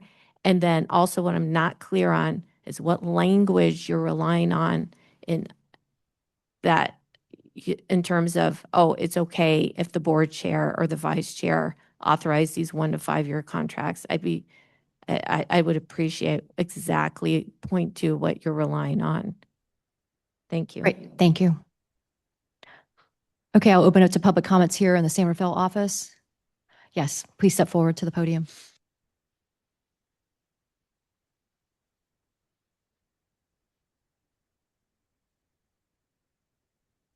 Thank you. My name is Ted Horton, been an MCE ratepayer since 2010. I'm following up on public comment I sent in yesterday, which basically asked for an independent audit and a couple of other recommendations. Why? Because MCE, if you look at the performance relative to the other California's other CCAs, is a real outlier. And I don't understand why, and I think an independent audit will lead you to understanding why that happened. So a couple of points I want to make. The first point I want to make is an apology. This public comment I sent yesterday, I may have sent to some people's personal emails. That was my mistake. I apologize for that. Yeah. So the second point is asking you to take appropriate action on my public comments, including the $200 million operating loss. It's such an outlier. It asks significant questions. I wanted to go back and just quickly go into first principles. This AB 117 that basically initiated the California CCA process that passed in 2000, 2001. And Carol Migden did a lot of work in advocating for and getting passed, had 3 main goals. Number 1 was restore local control over power procurement. They wanted it to be local and not investor-owned utilities. Number 2 was protect us ratepayers from market abuses and volatility. Well, the operating losses we've had the last year or so question whether this is, the current process, current machine is achieving that goal. And then the third goal was to provide a path for cleaner, more locally driven energy development. And that it kind of gets to the point of the natural gas contracts. Is it local? Is it cleaner? Is it more locally driven? Now, 15 years after, Dan Segedin and I sat down and met with Supervisor McGlashan to understand AB 117 and how it was being implemented here in this board that now is an $800 million organization. I wanted to establish those principles to ask for you, the board and the staff, to take action to keep this renewable energy tool responsive to those 3 goals. And I want to end with just a quick anecdote. 250 years ago, at the end of the USA's Constitutional Convention, Benjamin Franklin, after walking out, was asked, "Well, doctor, what do we have? What have we got? A republic or a monarchy?" And Franklin replied, "A republic, if you can keep it." Thank you. Great, thank you for your comments. We'll go to online comments, public comments. Yes, we have members of the public, Nick Papas and Dan Sejadin. Hello, Nick Pappas, MCE customer. I've introduced a couple of these themes in my comments earlier today, but I just want to say there's too much to get through in 3 minutes. There's a lot going on in this item. Where to start? I think it's very clear that the report we heard at the beginning of this item does not constitute consultation. It was very high level, did not get into any specifics on contracts. And I think just as a basic matter, the technical committee is not doing its job if it is not asking for and receiving more information than what we heard today on an annual basis. As I mentioned earlier, this is, I believe, the bulk of MCE's annual budget flows through this. Energy, hedges, RA, attributes. These are really meaty items. Maybe these are not items that are fossil free or things we want to talk about, but they're things we spend a lot of money on, and there's a real lack of oversight from the technical committee in the process described. I'm not going to go deep on the legal detail. There's not enough time for that, and I'm not a lawyer, but I don't think it takes legal training to read this memo and see this not as a sort of conclusive legal analysis, but as a sort of best defense about what happened. And I think we can hear that in some of the discussion with staff today. We're hearing both that this is framed as conclusive, there's no legal risk, but if we start talking about it, that might create legal risk. I find it a little bit surprising to see this articulated in a public memo. It feels very clearly in scope for a closed item where you could discuss that risk. If I were a board member, I would be very concerned that I would be following the advice of this memo. For instance, the board chair and vice chair continuing to execute under the process outlined here seems to create a lot of risk for both them and the agency. I think it's pretty unambiguous that the OR&R does not give the chair and vice chair the ability to authorize contracts on behalf of MCE as the agency. That is clearly delegated in the resolution to the technical committee chair after consultation. I guess I'll just close and say there's a lot of policy substance here. Again, as has been mentioned by other speakers, the core of this agency is its connection and responsiveness to the public. At least that's the framing. It's very clear through this memo and the discussion today that there is almost no engagement from the elected officials of this agency into what contracts are being purchased, how they impact the agency, how we navigate as changing market conditions arise. I find this very discouraging. Whether or not errors have occurred, and it seems obviously that they have, there are deep-rooted policy implications of this memo that should alarm every member of the MCE board and the technical committee, and should really spur a much stronger renewed interest from the board in what this agency actually does and actually spends its money on. Thank you.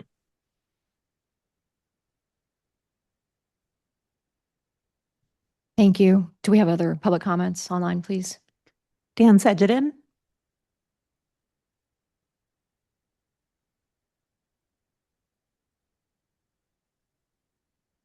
Good morning.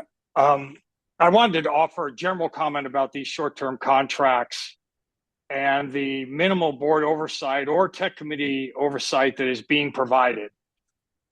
First of all, these are huge dollar amounts, about $650 million last year, 85% of energy cost. Second of all, there are significant portions of these contracts, $202 million, that are index plus contracts where the environmental benefits are very dubious. We wrote a memo about it, so I'm not going to expand on that here, but that should be openly discussed by the board. The third point is that these contracts are the source of an incredible amount of market risk that MCE faces in the energy market. So there's a lot of market risk, and it's all being manifested in these short-term contracts. That's why last year, the big increase in energy costs, the primary drivers of that were in these short-term contracts, both the index plus and in the RA contract. So this is a significant source of risk also. And then finally, I'll just make a comment. In my opinion, these are not well understood. There's some confusion among the community, among board members and others about these. This really needs to be transparently opened up and focused on. So this, for all these reasons, is a huge area for board oversight that appears to be severely lacking. The policies need to be adjusted so that TechCom, the board, whoever needs to be involved, logically, I guess it's TechCom as currently structured, has the authorization to really look at this more closely to provide oversight to this incredibly critical area. And I'll just finally say, as a starting step, very starting step, we see the standard forms for these contracts. If we could see those standard forms as offered by staff, that would be a great place to start for people to start to understand what these are and what we're spending so much money on and what is causing so much market risk, and then talk about the environmental impacts as part of that discussion. Huge area that really, when you look at it, if that was the report from Don, is flying completely under the radar to this point. So that really needs to change. Thank you very much for your time. Thank you for the public comments. Are there any more public comments? I see no additional hands. Okay, great. So I'll close public comments, and I'll bring it back to the committee for discussion. Any further thoughts from the Concord office? Yes, Vice Chair, Yes. and I guess currently Chair for the meeting here. Yeah, I think I'm trying to understand what the issue is, because what the concern is. I've heard multiple things, an audit to look at contracts, but I think, listening to our attorney, I don't think we have an attorney. So I think that we can obtain that information from our attorney and that team. I know they use consultants, but our attorney and the team, if we have specific questions, they need to go backwards. One suggestion might be for you to express those, and then to do some sort of closed session where they could be answered at length. Right. But I don't think the forum is this, because our attorney has told us, and I have no reason, I'm not an attorney, so I believe her, that that's not the best format. It's not what's best for MCE and our ratepayers. Right. I have ratepayers that are paying $500 energy bills right now. It's not MCE's fault, but that's what they're seeing. Those are their concerns. And so I think that I don't want to do anything to harm that, where we may increase those charges. I understand that there's some question by one or more board members about, we could change our practices, and perhaps we can. I'm not here to say we cannot, but I think a path forward is to identify specifically what we would like to know, communicate that to staff, and let staff determine if that's a closed session here, if it's a closed session somewhere else, or if it's an item that can be discussed in public forum. And then we can move forward to try and answer those questions. We are, I think I heard 800, I think the last time I looked, it was $700 million, somewhere in $700, $800 million business. That's a lot, right? But we have a staff that's hired that are professionals to do this work for us, right? To provide this information. If we need more, we should ask for more. I have never been denied information. So that's what I would suggest, is that we capture the items that we think are important, give it to staff, let staff work through that to figure out how they can present that to us. I'm not opposed to having the conversation. I want to be very clear about that. I think knowledge is good, right? So we should seek it. But this may not be the forum for us seeking it. How we get it to the public is a secondary question, but I think what I'm hearing from the public is they want the board to be informed. I think I'm hearing we may not be able to do that to your satisfaction in this forum, this public meeting forum. But maybe a closed session might be the way. I'm not saying it has to be closed session. I'm saying I trust staff to determine how we receive that information. Thank you. Thank you. Yes, Director Zakis. Yeah, thank you. I appreciate the public comment. I think staff has outlined in our packet a way that we can make this, less confusing going forward, and that is, the board may wish to consider expressly identifying backups who are authorized to act when individuals with delegated authority are unavailable. So I would suggest we look at who those backups might be. I think a logical choice might be our chair and vice chair. So certainly going forward, we can make it more clear by designating those backups. And I want to also agree with Director Bailey that I would trust our attorneys. I'm also not an attorney, but if they did the legal analysis that determined that we met these resolutions, then, we need to trust our attorneys. If we have questions of those attorneys, I would certainly talk to staff, and I'm sure that they could arrange a private conversation around that. Thank you for your comments. I'll bring it to Sam Rafael. Yep. So for the purpose of this item, and also for the sake of expedience, my recommendation would be to,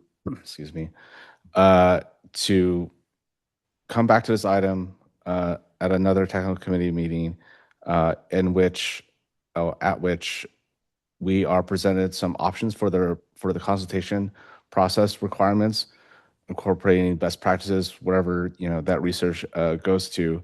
But in the meantime, between now and that next meeting, there's only so many, 6 of us in the technical committee. Engage us privately and have the conversation of, what do you think those requirements should look like? How would this process look if we were to improve it? And then at the actual technical committee, present like A, B, C options, whatever it is, that kind of synthesizes all of our ideas. And then we could like really just select which one makes the most sense.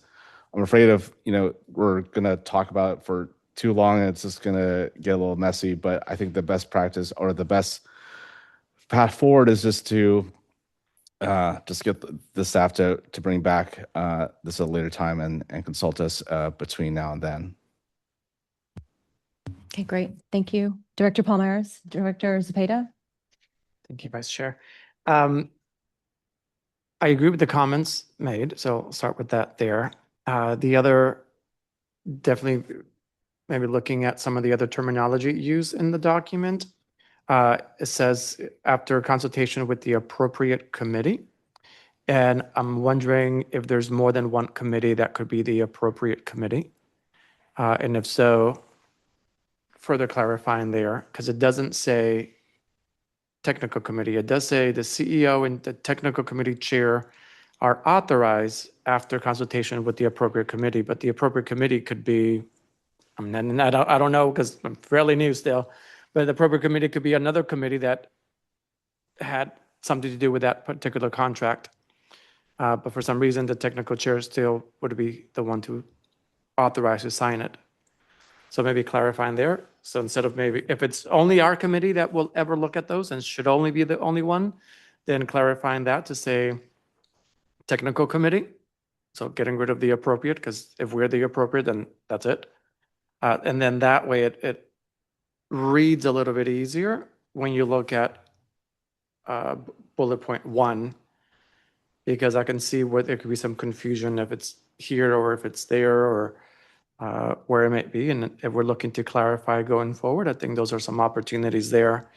And I also agree with the closed session. I think some of this, what I'm hearing from staff is some of this might not be able to be said out loud in public because of contracts and other legal matters.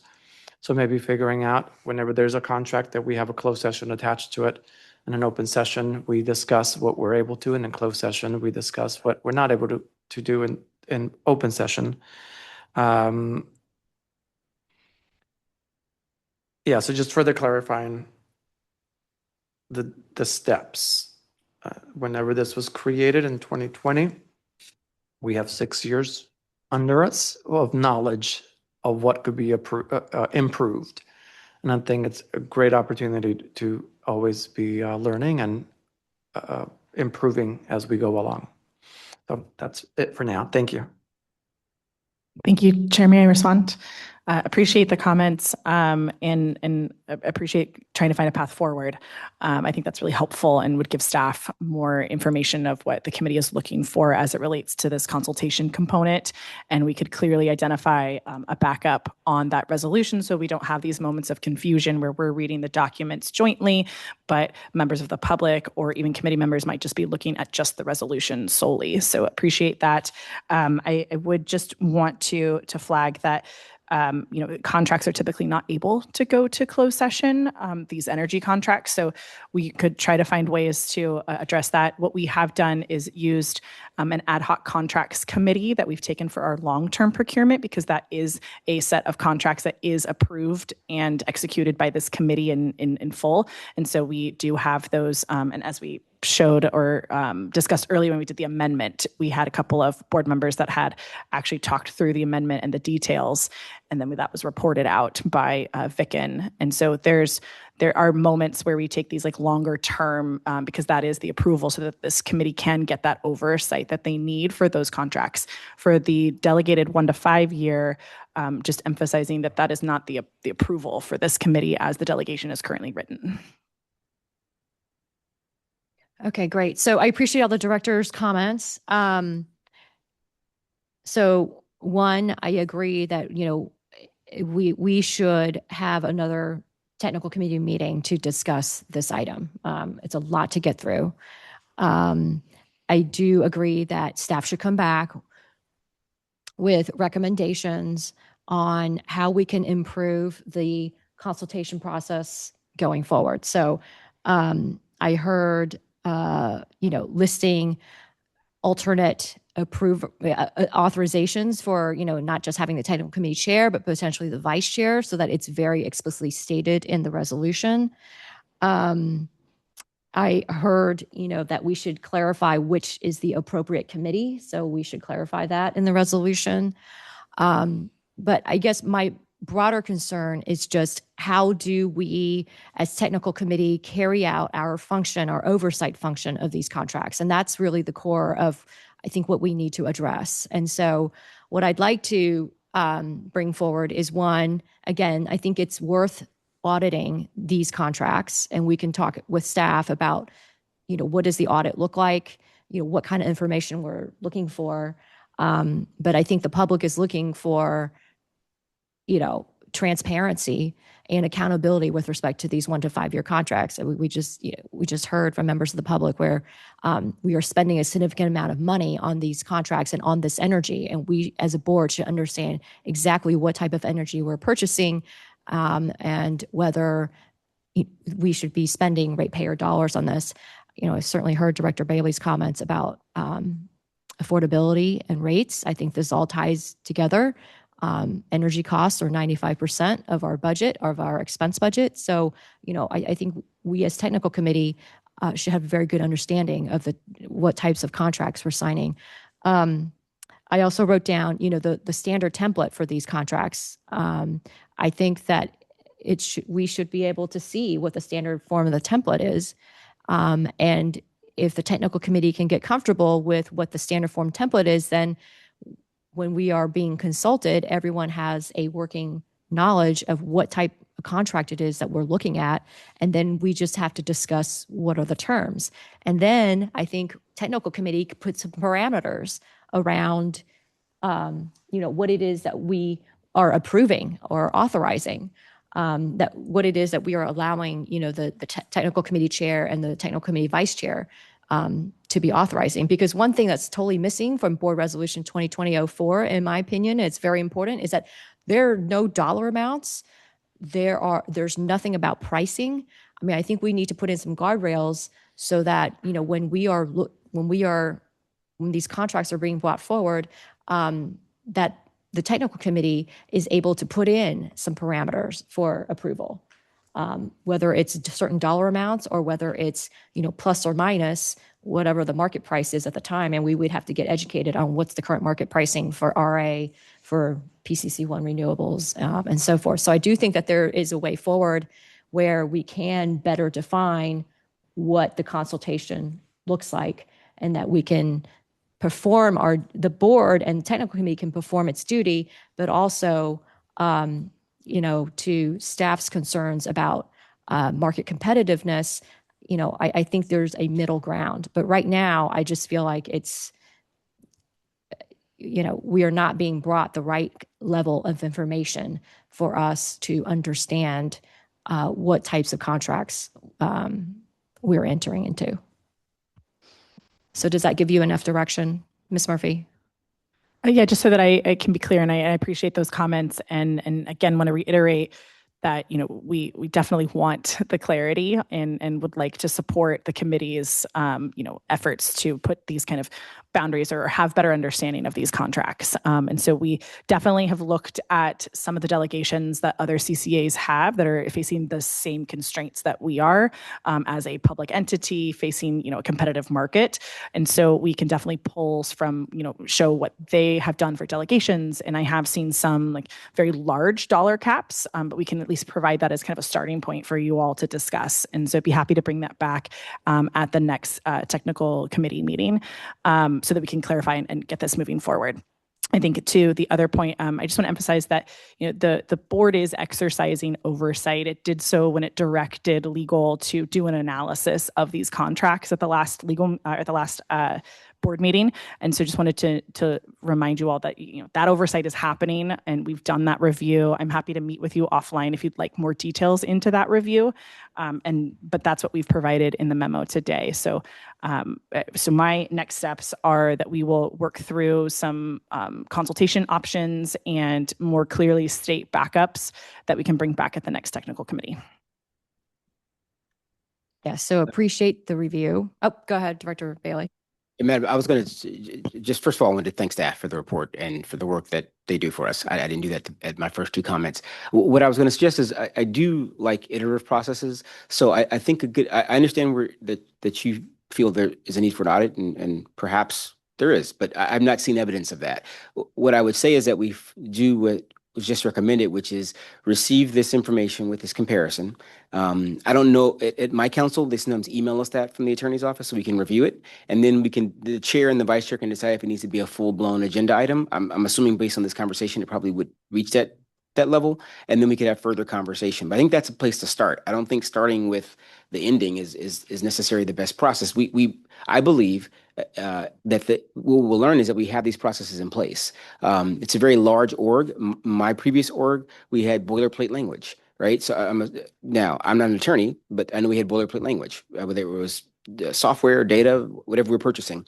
So I believe we'll get there. But again, I think it's an iterative process, not so much throwing everything at them at one time.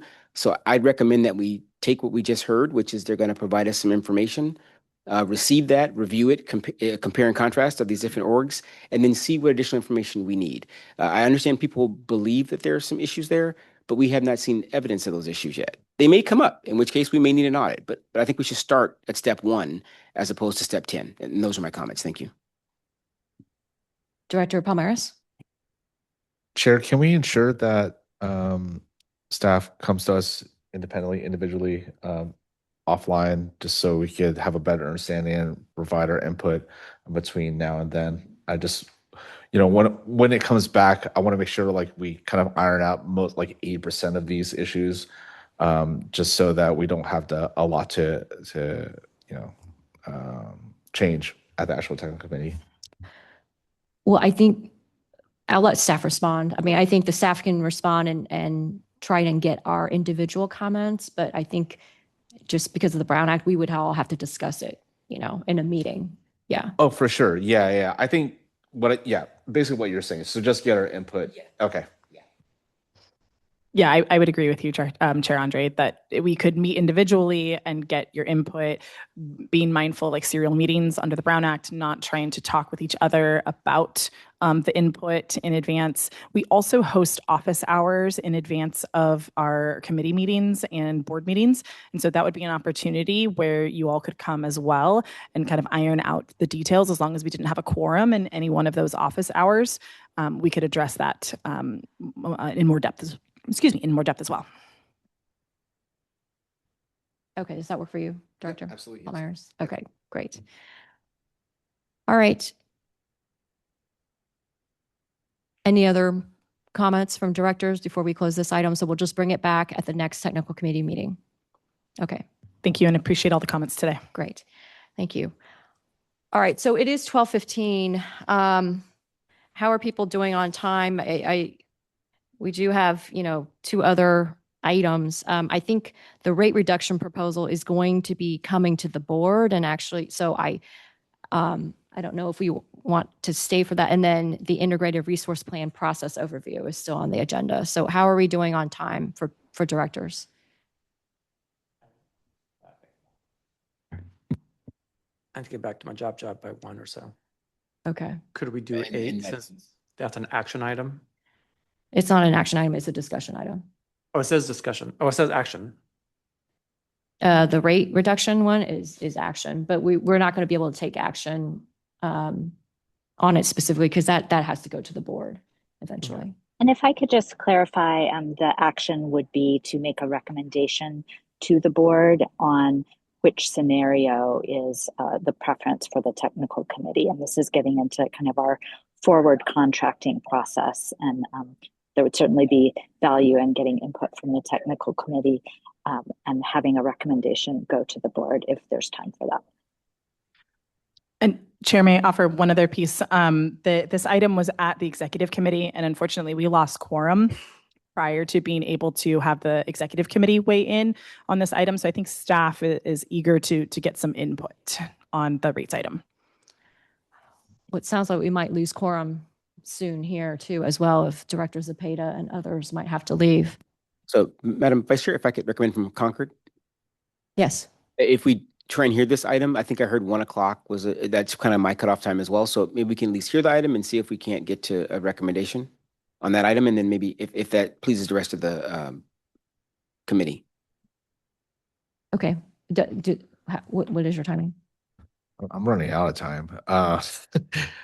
Yeah, let's just hear it and, we'll see what happens. If we run out of time, then we run out of time. Yeah. Because I also have to leave as well. So, all right, let's start the item and we'll see how far we can get. Or do we want to? All right, let's just start because I also need to leave as well. So we have probably like 20 minutes, less than 20 minutes. All right, so why don't we start the rate reduction proposals? Okay, thank you, everyone. I am just thinking here, how can Kyle and I deliver this in a few minutes? So, Kyle, I am going to skip through some slides. Yeah. And IO team, please help me out going through those slides so we can deliver that. This was we budget about 45 minutes, and we're going to try to do it in 10 minutes. So bear with us here. So the goal of this item today is to present options for a rate reduction, and that will be fiscally responsible, and that we would also follow the rate setting principles that we see it on the screen of revenue sufficiency, very importantly, stability, which is to minimize large frequent rate changes, and compete, which is to support MCE's ability to retain and attract customers, and as well as efficiency, equity, and clarity. So some of those principles, they compete against one another, and this is why we also would like to have a discussion with you all today so we can choose the better option for our organization. And also, I would like to emphasize that other CCAs have different rate setting principles. So when we compare ourselves with other CCAs, we also have to keep that in mind and analyze what our principles are and our mission and vision, and align our financial stability with the development and of our mission and vision. So next slide, please. Okay, reserve and liquidity policy. This is a policy that you all are used to seeing it in our budget development presentations. And we are going to get more into this when we discuss our budget, which we are going to be doing at the budget workshop next Wednesday, and also at the following committee and board meetings. So the highlight here is that the options that we are going to run through for our rates today, they all have been tested against our reserve and liquidity policy, and they fulfill both the policy and of our reserve and liquidity. So the policy was set to make sure that we ensure financial stability and that we maintain our strong credit rating.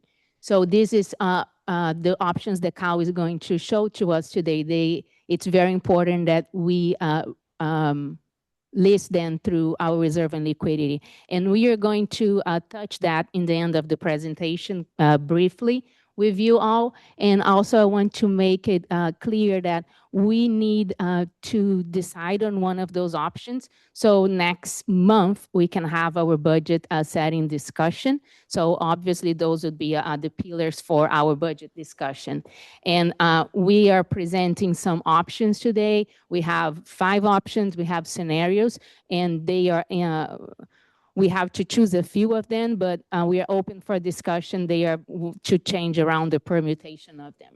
So I'm going to pass it to Kyle to run through some historical and the options themselves. Thank you, Myra. Good afternoon, everyone. I know we went through an executive committee, got good feedback there. Starting with this slide, before getting into setting the rates, thought it's very important to look at history, how MCE's generation, including PCIA, has trended over a period of time, and compare it against PG&E, and also look at how participation rate has changed over a period of time. So those are a few elements trying to bring together in this slide. Just to kind of reorient everyone, we have on the y-axis, we have cents per kilowatt hour. That's the rate. It includes, again, generation plus PCIA. The green line is for MCE, and yellow line is for PG&E. We do have participation rate on the secondary axis here. It's in percentages. Right. So as we can see here, focusing on green line from 2013 to really 2019, the rates have been steady. And even PG&E rates were steady too. And we tend to be lower than PG&E. And then there is not much change in participation rate. If you see, there is some difference in 2018 and 2019 between MCE and PG&E rates. But MCE participation rate kind of firm at 86%. And then I think market costs have changed from 2019 to 2020. That's where there's an increase in rate. But then it's been steady for 3 more years until 2022. And then again, increased again in 2023 and kind of stayed flat at that rate. But if you look at yellow line, which is PG&E, there's some sort of volatility in the rate. It's been going up and down. So that's another point. But the most important thing, looking at participation rate, I know there were questions around elasticity, customer elasticity. There were periods of time where MCE was expensive than PG&E, especially in a little bit in 2020, 2021, and also in 2025. But that doesn't seem to change the participation rate as much. On the flip side, if you look at 2022, when PG&E rate was higher than MCE, and as well as in 2024, there's no change in participation rate for MCE. It's not as if the participation rates have increased when you look at it. At least the data shows the price in itself may not be a driving factor for a customer to make a decision to stay or not. So they may more to that. Next slide, please. Okay. Then once we look at our policy, then historically how the rates have worked out, then getting into a strategy piece. I know the upcoming year has been going to be from a cost perspective.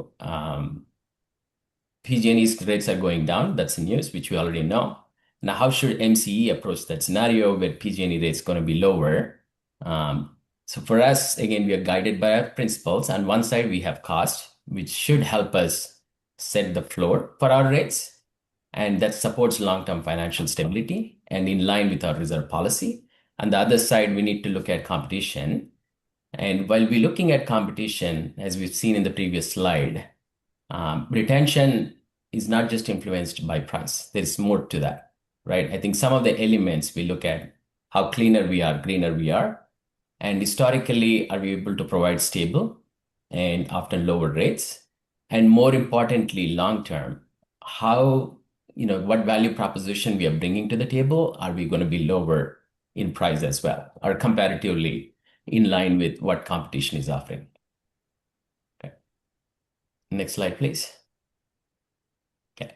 So then I think it's time to look at what options we have, what tools we have, what levers we have if we want to decrease our rate, given PG&E rates have gone down. So the first one is rate reduction headroom. Basically, if we were to lower our current rate, generation rate, to our costs without running any deficit, I think that would kind of unlock 89 million. So that's the headroom. And the next one is operating reserve fund. We do maintain, rate stabilization fund or operating reserve fund of 70 million. So those funds are available to provide any rate relief.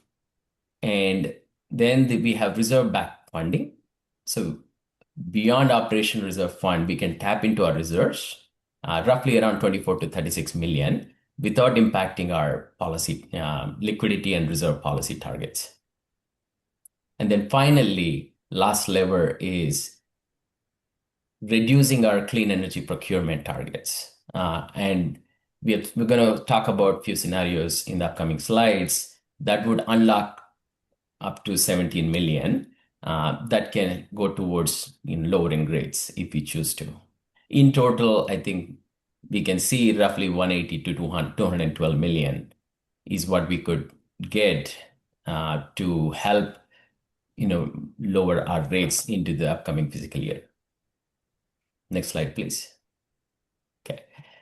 Can probably take a moment here to go through this slide. And these are the slides where we are proposing generation reduction options. Again, just to remind, generation, we only influence generation reduction rate and not the PCIA component. That's the exit fee, which is not in our control.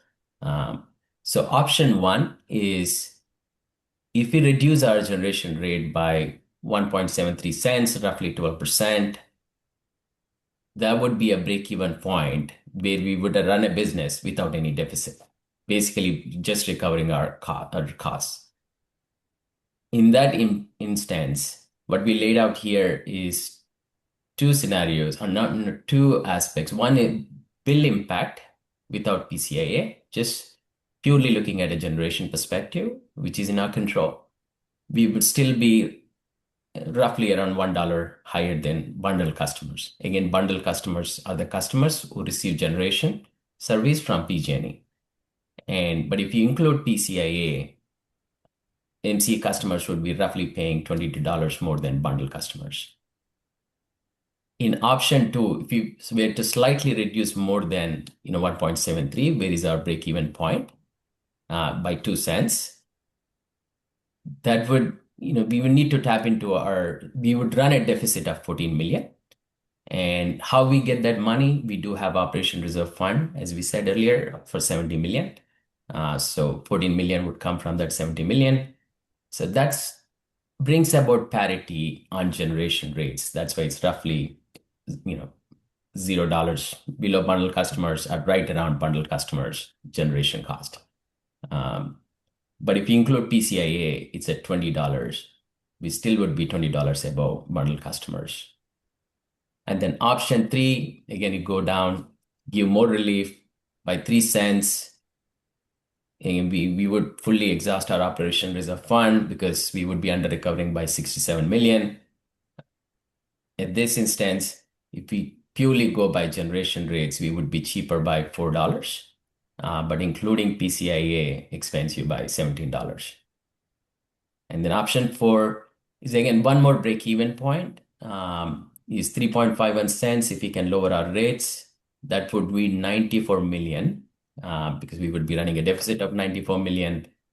70 million would come from Operation Reserve Fund, but we can tap into reserves up to 24 million in this case, without impacting our liquidity targets. In that instance, just looking at generation itself, our customers would be paying $7 lower than PG&E, but including PCIA, we would be paying $14 more than PG&E. And then option five, this is kind of bottom end of the options, is if we were to reduce our rate by 4 cents, we would run a deficit of 119 million. And how we would get that money, we have Operating Reserve Fund, reserve back funding. Plus, I think this is where it goes into lowering our clean energy procurement targets. From MCE's goals, which are higher, to state goals, which are lower.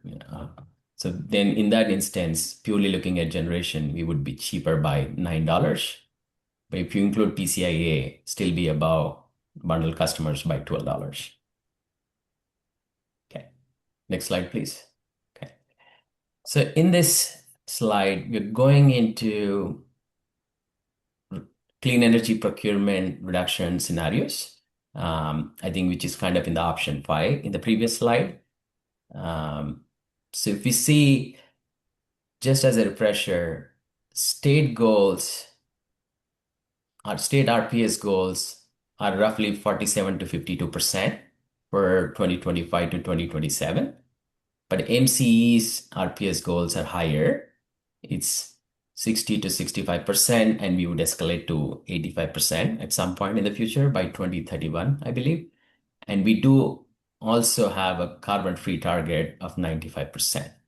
But state itself doesn't have a carbon-free target yet. They do have like 2045 carbon-free, but there is no current, next few years target to meet. It's a 2045 goal, and it's been worked upon how that translate into next set of years.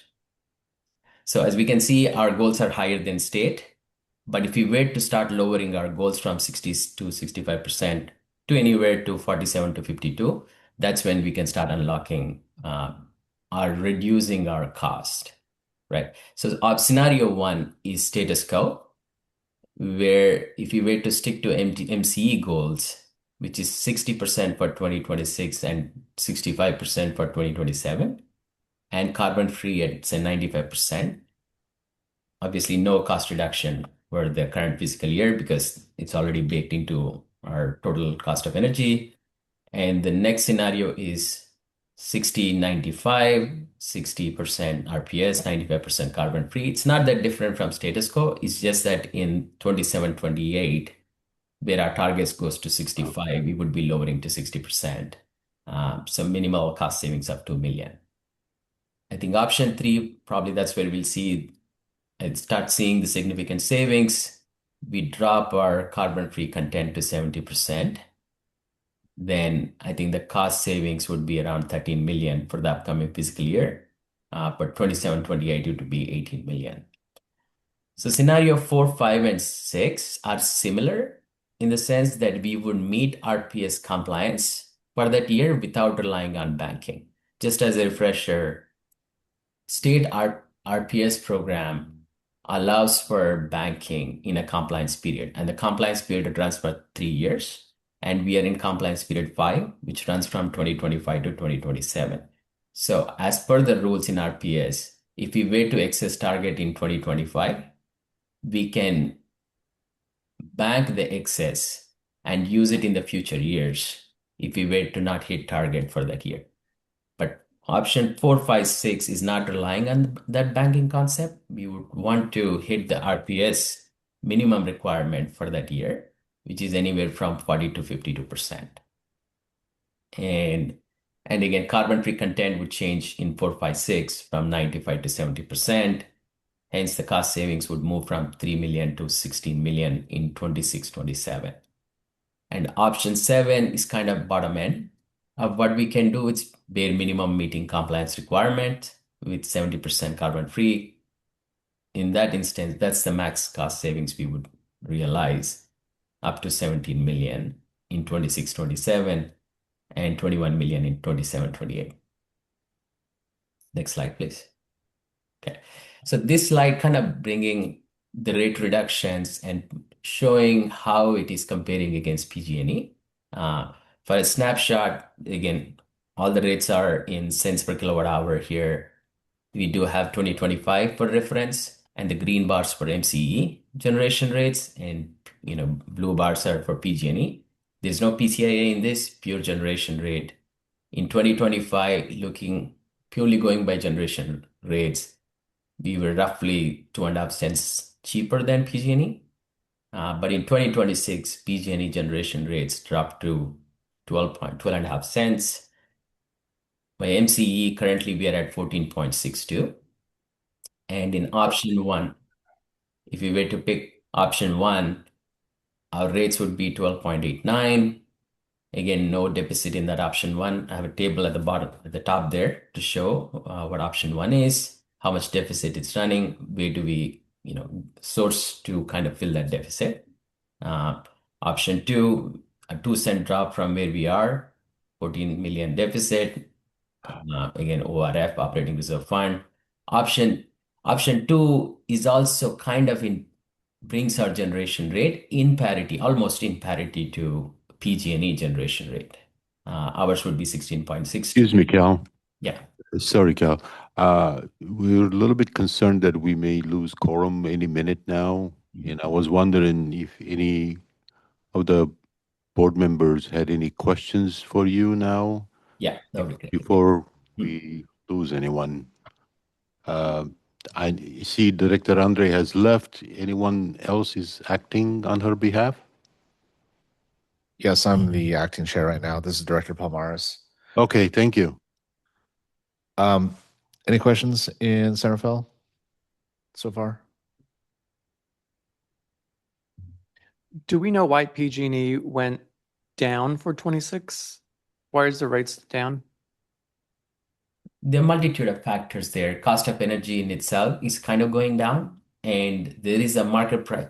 The market price reform in PCI realm, there is market price benchmark concept where portfolios belonging to all the customers, PG&E tries to manages that portfolio. So the value of that portfolio, as per previous market price benchmarks, based on previous calculations, were a lot higher. For example, for RA, I believe it was around $40 per kilowatt month. But in 2025, PCIA reforms track 1, I believe, has taken place. That reduced the pricing from 40 to $11.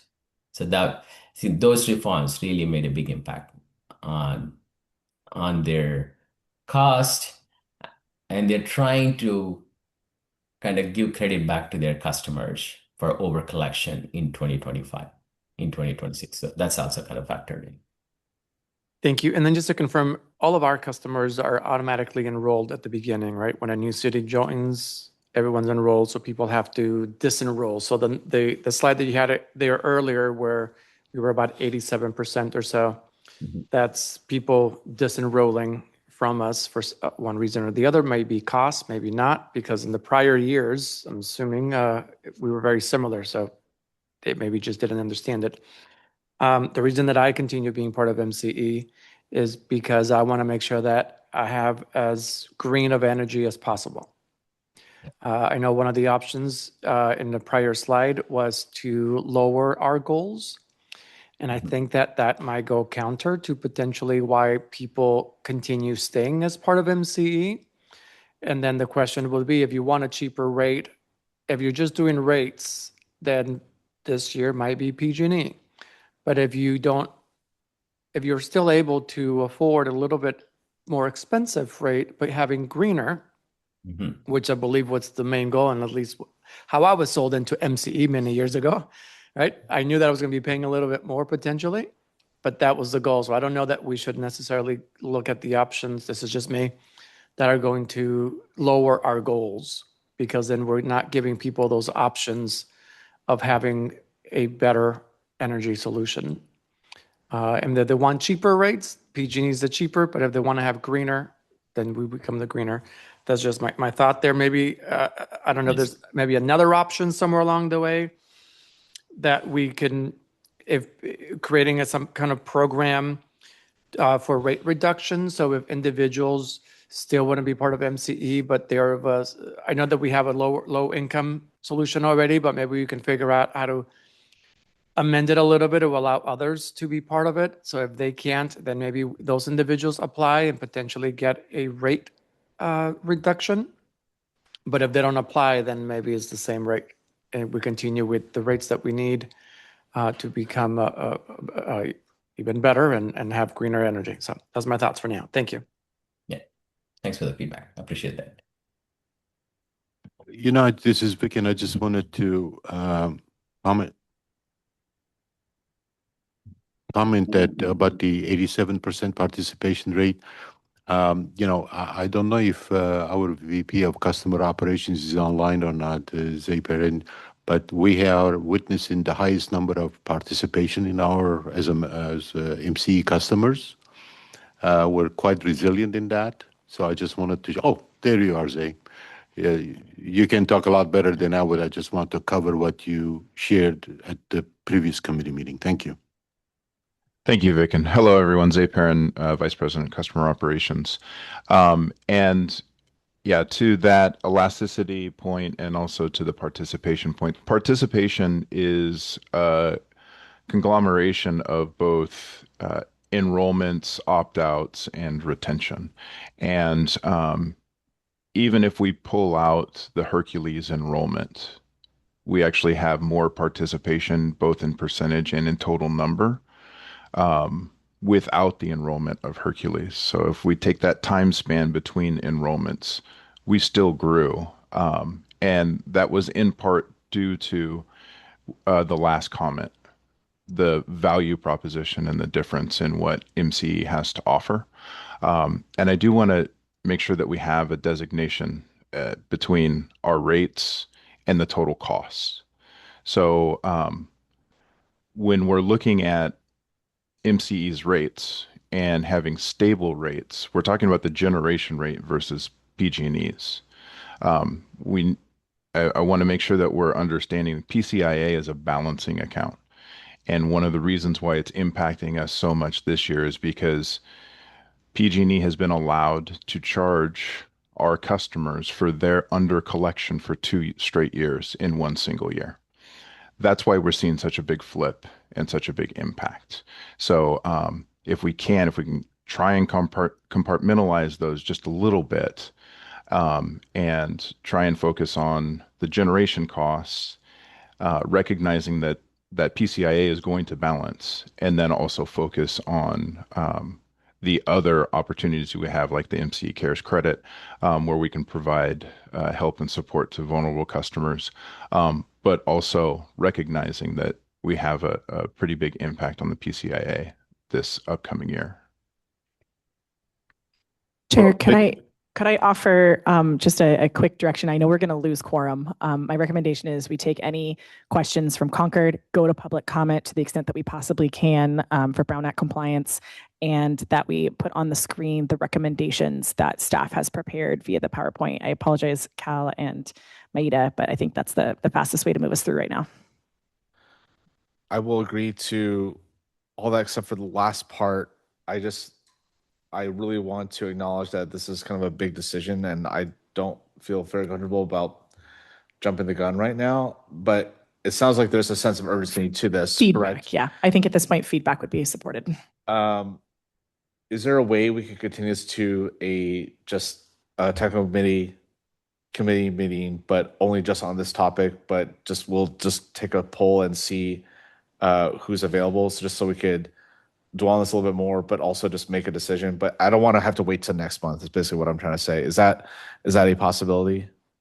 That could be at the direction of the committee. This, I believe, is also going to be discussed at the budget workshop that is happening next week.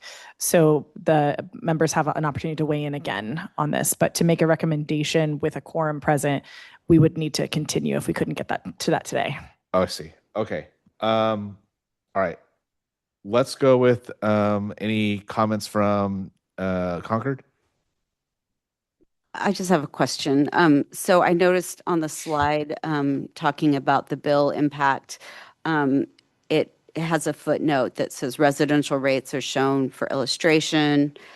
Similar reductions apply across all customer classes. And I seem to remember that PG&E changes their rates multiple times in a year. So I guess I'm just curious, how confident are we on the actual bill impact? Do we have a prediction on what PG&E is going to do with their rates in this coming year? Well, maybe I'll take that one quickly. So, in PG&E process for generation, answer is it's hard to predict where PG&E rates would be. I think what was showing in comparison is a snapshot as of now, what's available right now. And PG&E's ERA process, as they call it, it goes through, they set the rates based on a forecast, what they see, plus over or under collection per prior year, which they quite a bit for this year, right, from 2025 to 2026. And if they were to hit a trigger, of 4 to 5%. That's when they start filing trigger applications to change the rates. And that is hard to predict. Thank you. I'll just add really quick. The one thing that we do know is that PG&E has already said that 2027 rates, they expect them to go back to 2025, and they have already put in for rate increases, incrementals of 3% for the following 4 years up to 2030. How that exactly materializes, we don't know yet. It hasn't been approved yet, but that is what they have submitted. Thank you. This is Director Bailey, sorry. Go ahead. Long day, sorry. Just for staff, if you can just briefly, you've said this already, if you can briefly explain for option 3, if we did it for 1 year, and explain it that way as a 1 year, it's been clear, but can you just explain if we went under option 3, that's the 3 cents, bill impact without PCIA is $4. Can you just explain that option? I'm sorry, can you repeat the question, Director, please? If you could please explain the budget impact on that option. So this is option 3, the 3%, the 3 cents, excuse me, not 3%. 3 cents. Yeah. So that option is not sustainable in the sense that, can you go to the forward projection, the previous slide 14, quickly? Maybe that kind of gives an idea. Yeah. So here, so option 3 is gray in here. If you were to pick that option, we would be kind of discounting. We would be running a deficit as is, and we would be tapping into operation reserve fund, right? Which is roughly 70 million. So we would be exhausting that. So for next year, we don't have that operation reserve fund.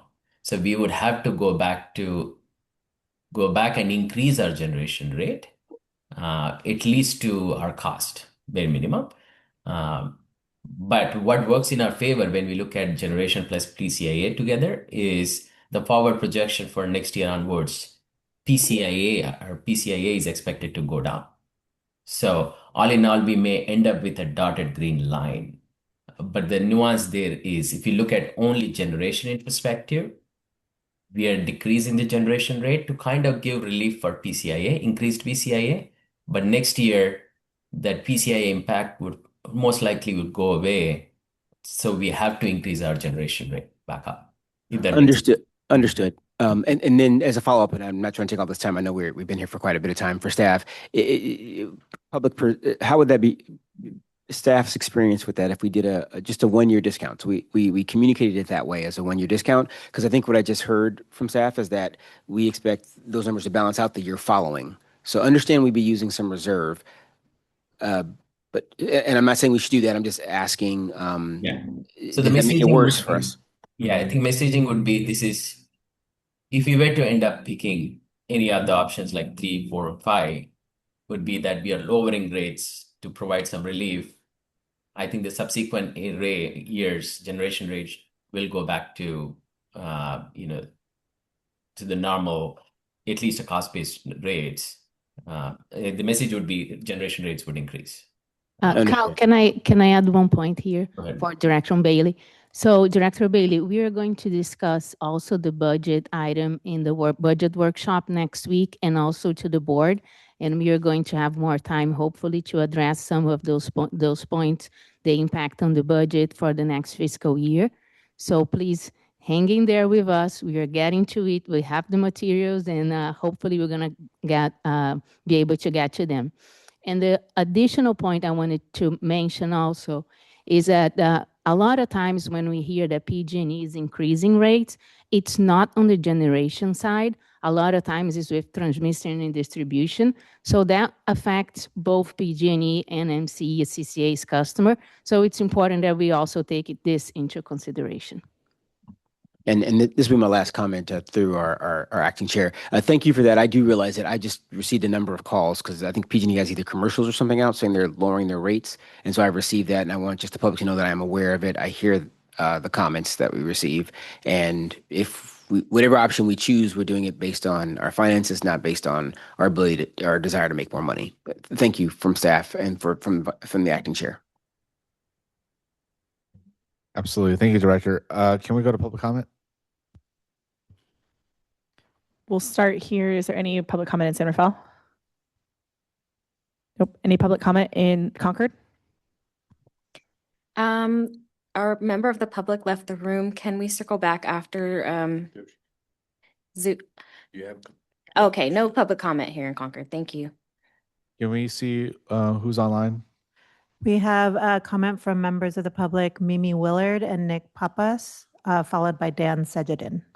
Let's go with that. Can I do a quick point of order? Sure. Another point of comment, because I'm looking at the time for 1 o'clock, and that's when I need to take a call relatively around 1. Then we have 3 members. That's more than the time that we have. Are we able to decrease the public comment speaking time for? Sure.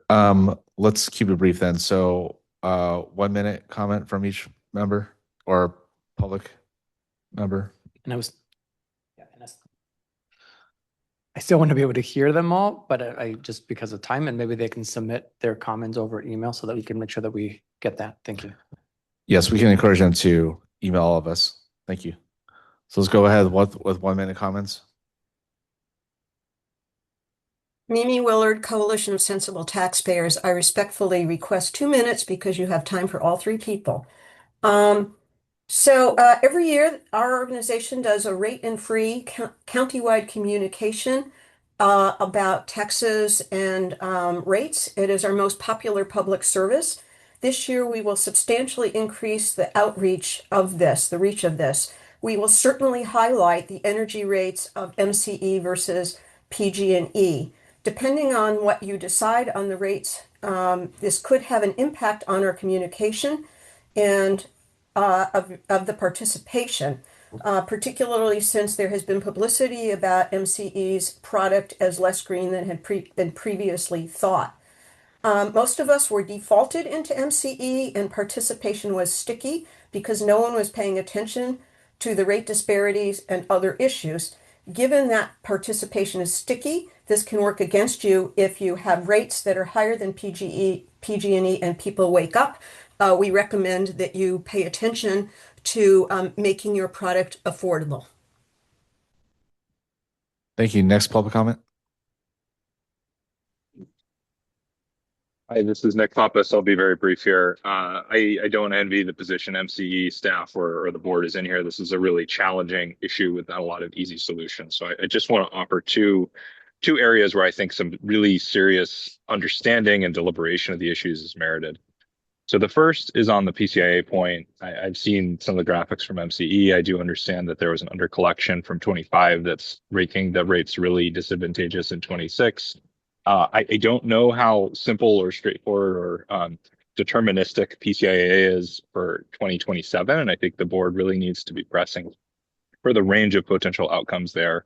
The 2026 market price benchmark forecasts, which are the main determinant in PCIA going up or down after the undercollection is resolved, are very high for 2026, I think higher than most folks view the market. The second point is I would just draw your attention to some of the discussion of the executive committee, the budget workshop around the clean component of this. There are a lot of products you guys, unlike the technical committee, I've actually reviewed the contracts MCE enters into on a short-term basis. There's a lot of problematic contracts in there that I don't think merit additional expenditures. I would just, as a final note, I think Director Zepeda commented on, if you don't want to go clean, go to PG&E.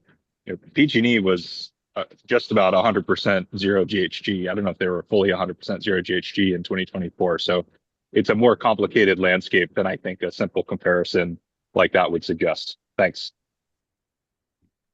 Thank you. And one final comment, I believe. Hi, it's Dan Segadin. I just want to say that, I don't think you should rush into this. There's been a lot of omissions in the discussion. For instance, on previous discussions on this item, there's been talk about, are there differences in customer load defection under these pricing scenarios? Presumably there would be, but that hasn't been discussed here. So I'm just saying this has been a very abbreviated discussion. And, I think the one director's instinct to not weigh in on this is a good one, especially when you're going to get much more information at the next budget meeting. So I wouldn't consider this a critical input step because the next budget meeting will have much more information. Finally, I want to agree with the director who said we don't want to reduce renewables. That is why we are opposed to the Index Plus contracts, and we would like to divert money from those Index Plus contracts into new renewables with more additionality. And so it's misleading to say, oh, we can save this money, but our renewables will go down. We think they could go up by reallocating the money to places where there's more additionality of renewables. Thank you. See the memo on the website February 2nd if you want to understand this further. Thank you. Thank you. And I'll just chime in for a second. So just be clear, we're not looking for a official technical committee recommendation at this point, just individual feedback. Is that correct? If the committee wanted to do an official recommendation, it can. That's how it's been labeled. Yeah, my instinct says, and just, based on the comments so far, I don't think we're at a point where we can come to a conclusion right now. And I'll say, for my personal opinion, I do want to look in this further. I know we have an opportunity to talk about this at the budget meeting. With that said, my instinct right now will say that option 4 and 5 are a hard no, but I still feel like I need to talk about it a little bit more and just see what's the best option, and trying to balance between, what is our mission and how we could help our the customers. So I think that's it at this point, correct? Like, we have all the feedback? Okay. Chair, do we need to vote to continue this meeting? I'm not clear if we need an official recommendation from the technical committee before the general meeting. Let me look at staff. Do we need to have a continuation of this meeting, or will it be sufficient for us to discuss this at the budget workshop? It would be sufficient. Sorry. We would be sufficient to discuss it at the workshop. If the committee wanted to give an official recommendation, then we could move to continuance. I think with the meetings that we have coming up and the finance committee as well, and then this is also going to be talked at the board level as well. So it's just a matter of, it's not a requirement to have a recommendation from the technical committee. I will say that because of the gravity of this, I still want us to have the opportunity as a technical committee to discuss this. And so if you could do a poll, not now, but independently find out when we could all get together, and just when's the most expeditious time for us to have a discussion about this. And I'm hoping that we could come together and provide a recommendation, even though we'll be at the budget meeting as well. But because I don't think all of us will be able to go to that budget meeting anyway. So I think it's important to get the technical committee opinion on this. So is that possible? Acting Chair, if I may interrupt, I do believe Yes. if we adjourn and choose to have that as a special meeting, it would give us a little bit more flexibility in timing. There are specific limitations to a continuation meeting. So I just wanted to share that. Catalina, feel free to elaborate on that further, but a special meeting would give us a little bit more flexibility in working with the committee and finding timing for that. Absolutely. I think a special meeting would be appropriate in this situation. Okay. Do we need to vote on whether we have to have on whether we have a special meeting? I think that would add clarity for staff to make sure that if that's what you want to do, is hold a special meeting to readdress the rates. Okay, sure. Can we do a roll call on voting on having a special meeting for this? Can we do a motion and a second and then do roll call? Sorry. I saw it. Do we have a motion? I'll move that we have a special meeting. I'll second. Great. Sid Richmond? Yeah. And I agree as well. We need to do roll call. I'm sorry. We'll have the clerk call. And just to clarify, this will just be bringing for the committee to discuss the MCE rate reduction proposal item again and consider a proposal. This is also going to be provided in the budget workshops, but this will be a special meeting just to discuss this and potentially make a proposal. Hercules, Yes. Larkspur, Pleasant Hill, Yes. Richmond, Yes. Vallejo. Aye. Motion passes. Great, thank you. looks like we're about to break quorum, so I'm going to adjourn this meeting right now. Thank you. Thank you all.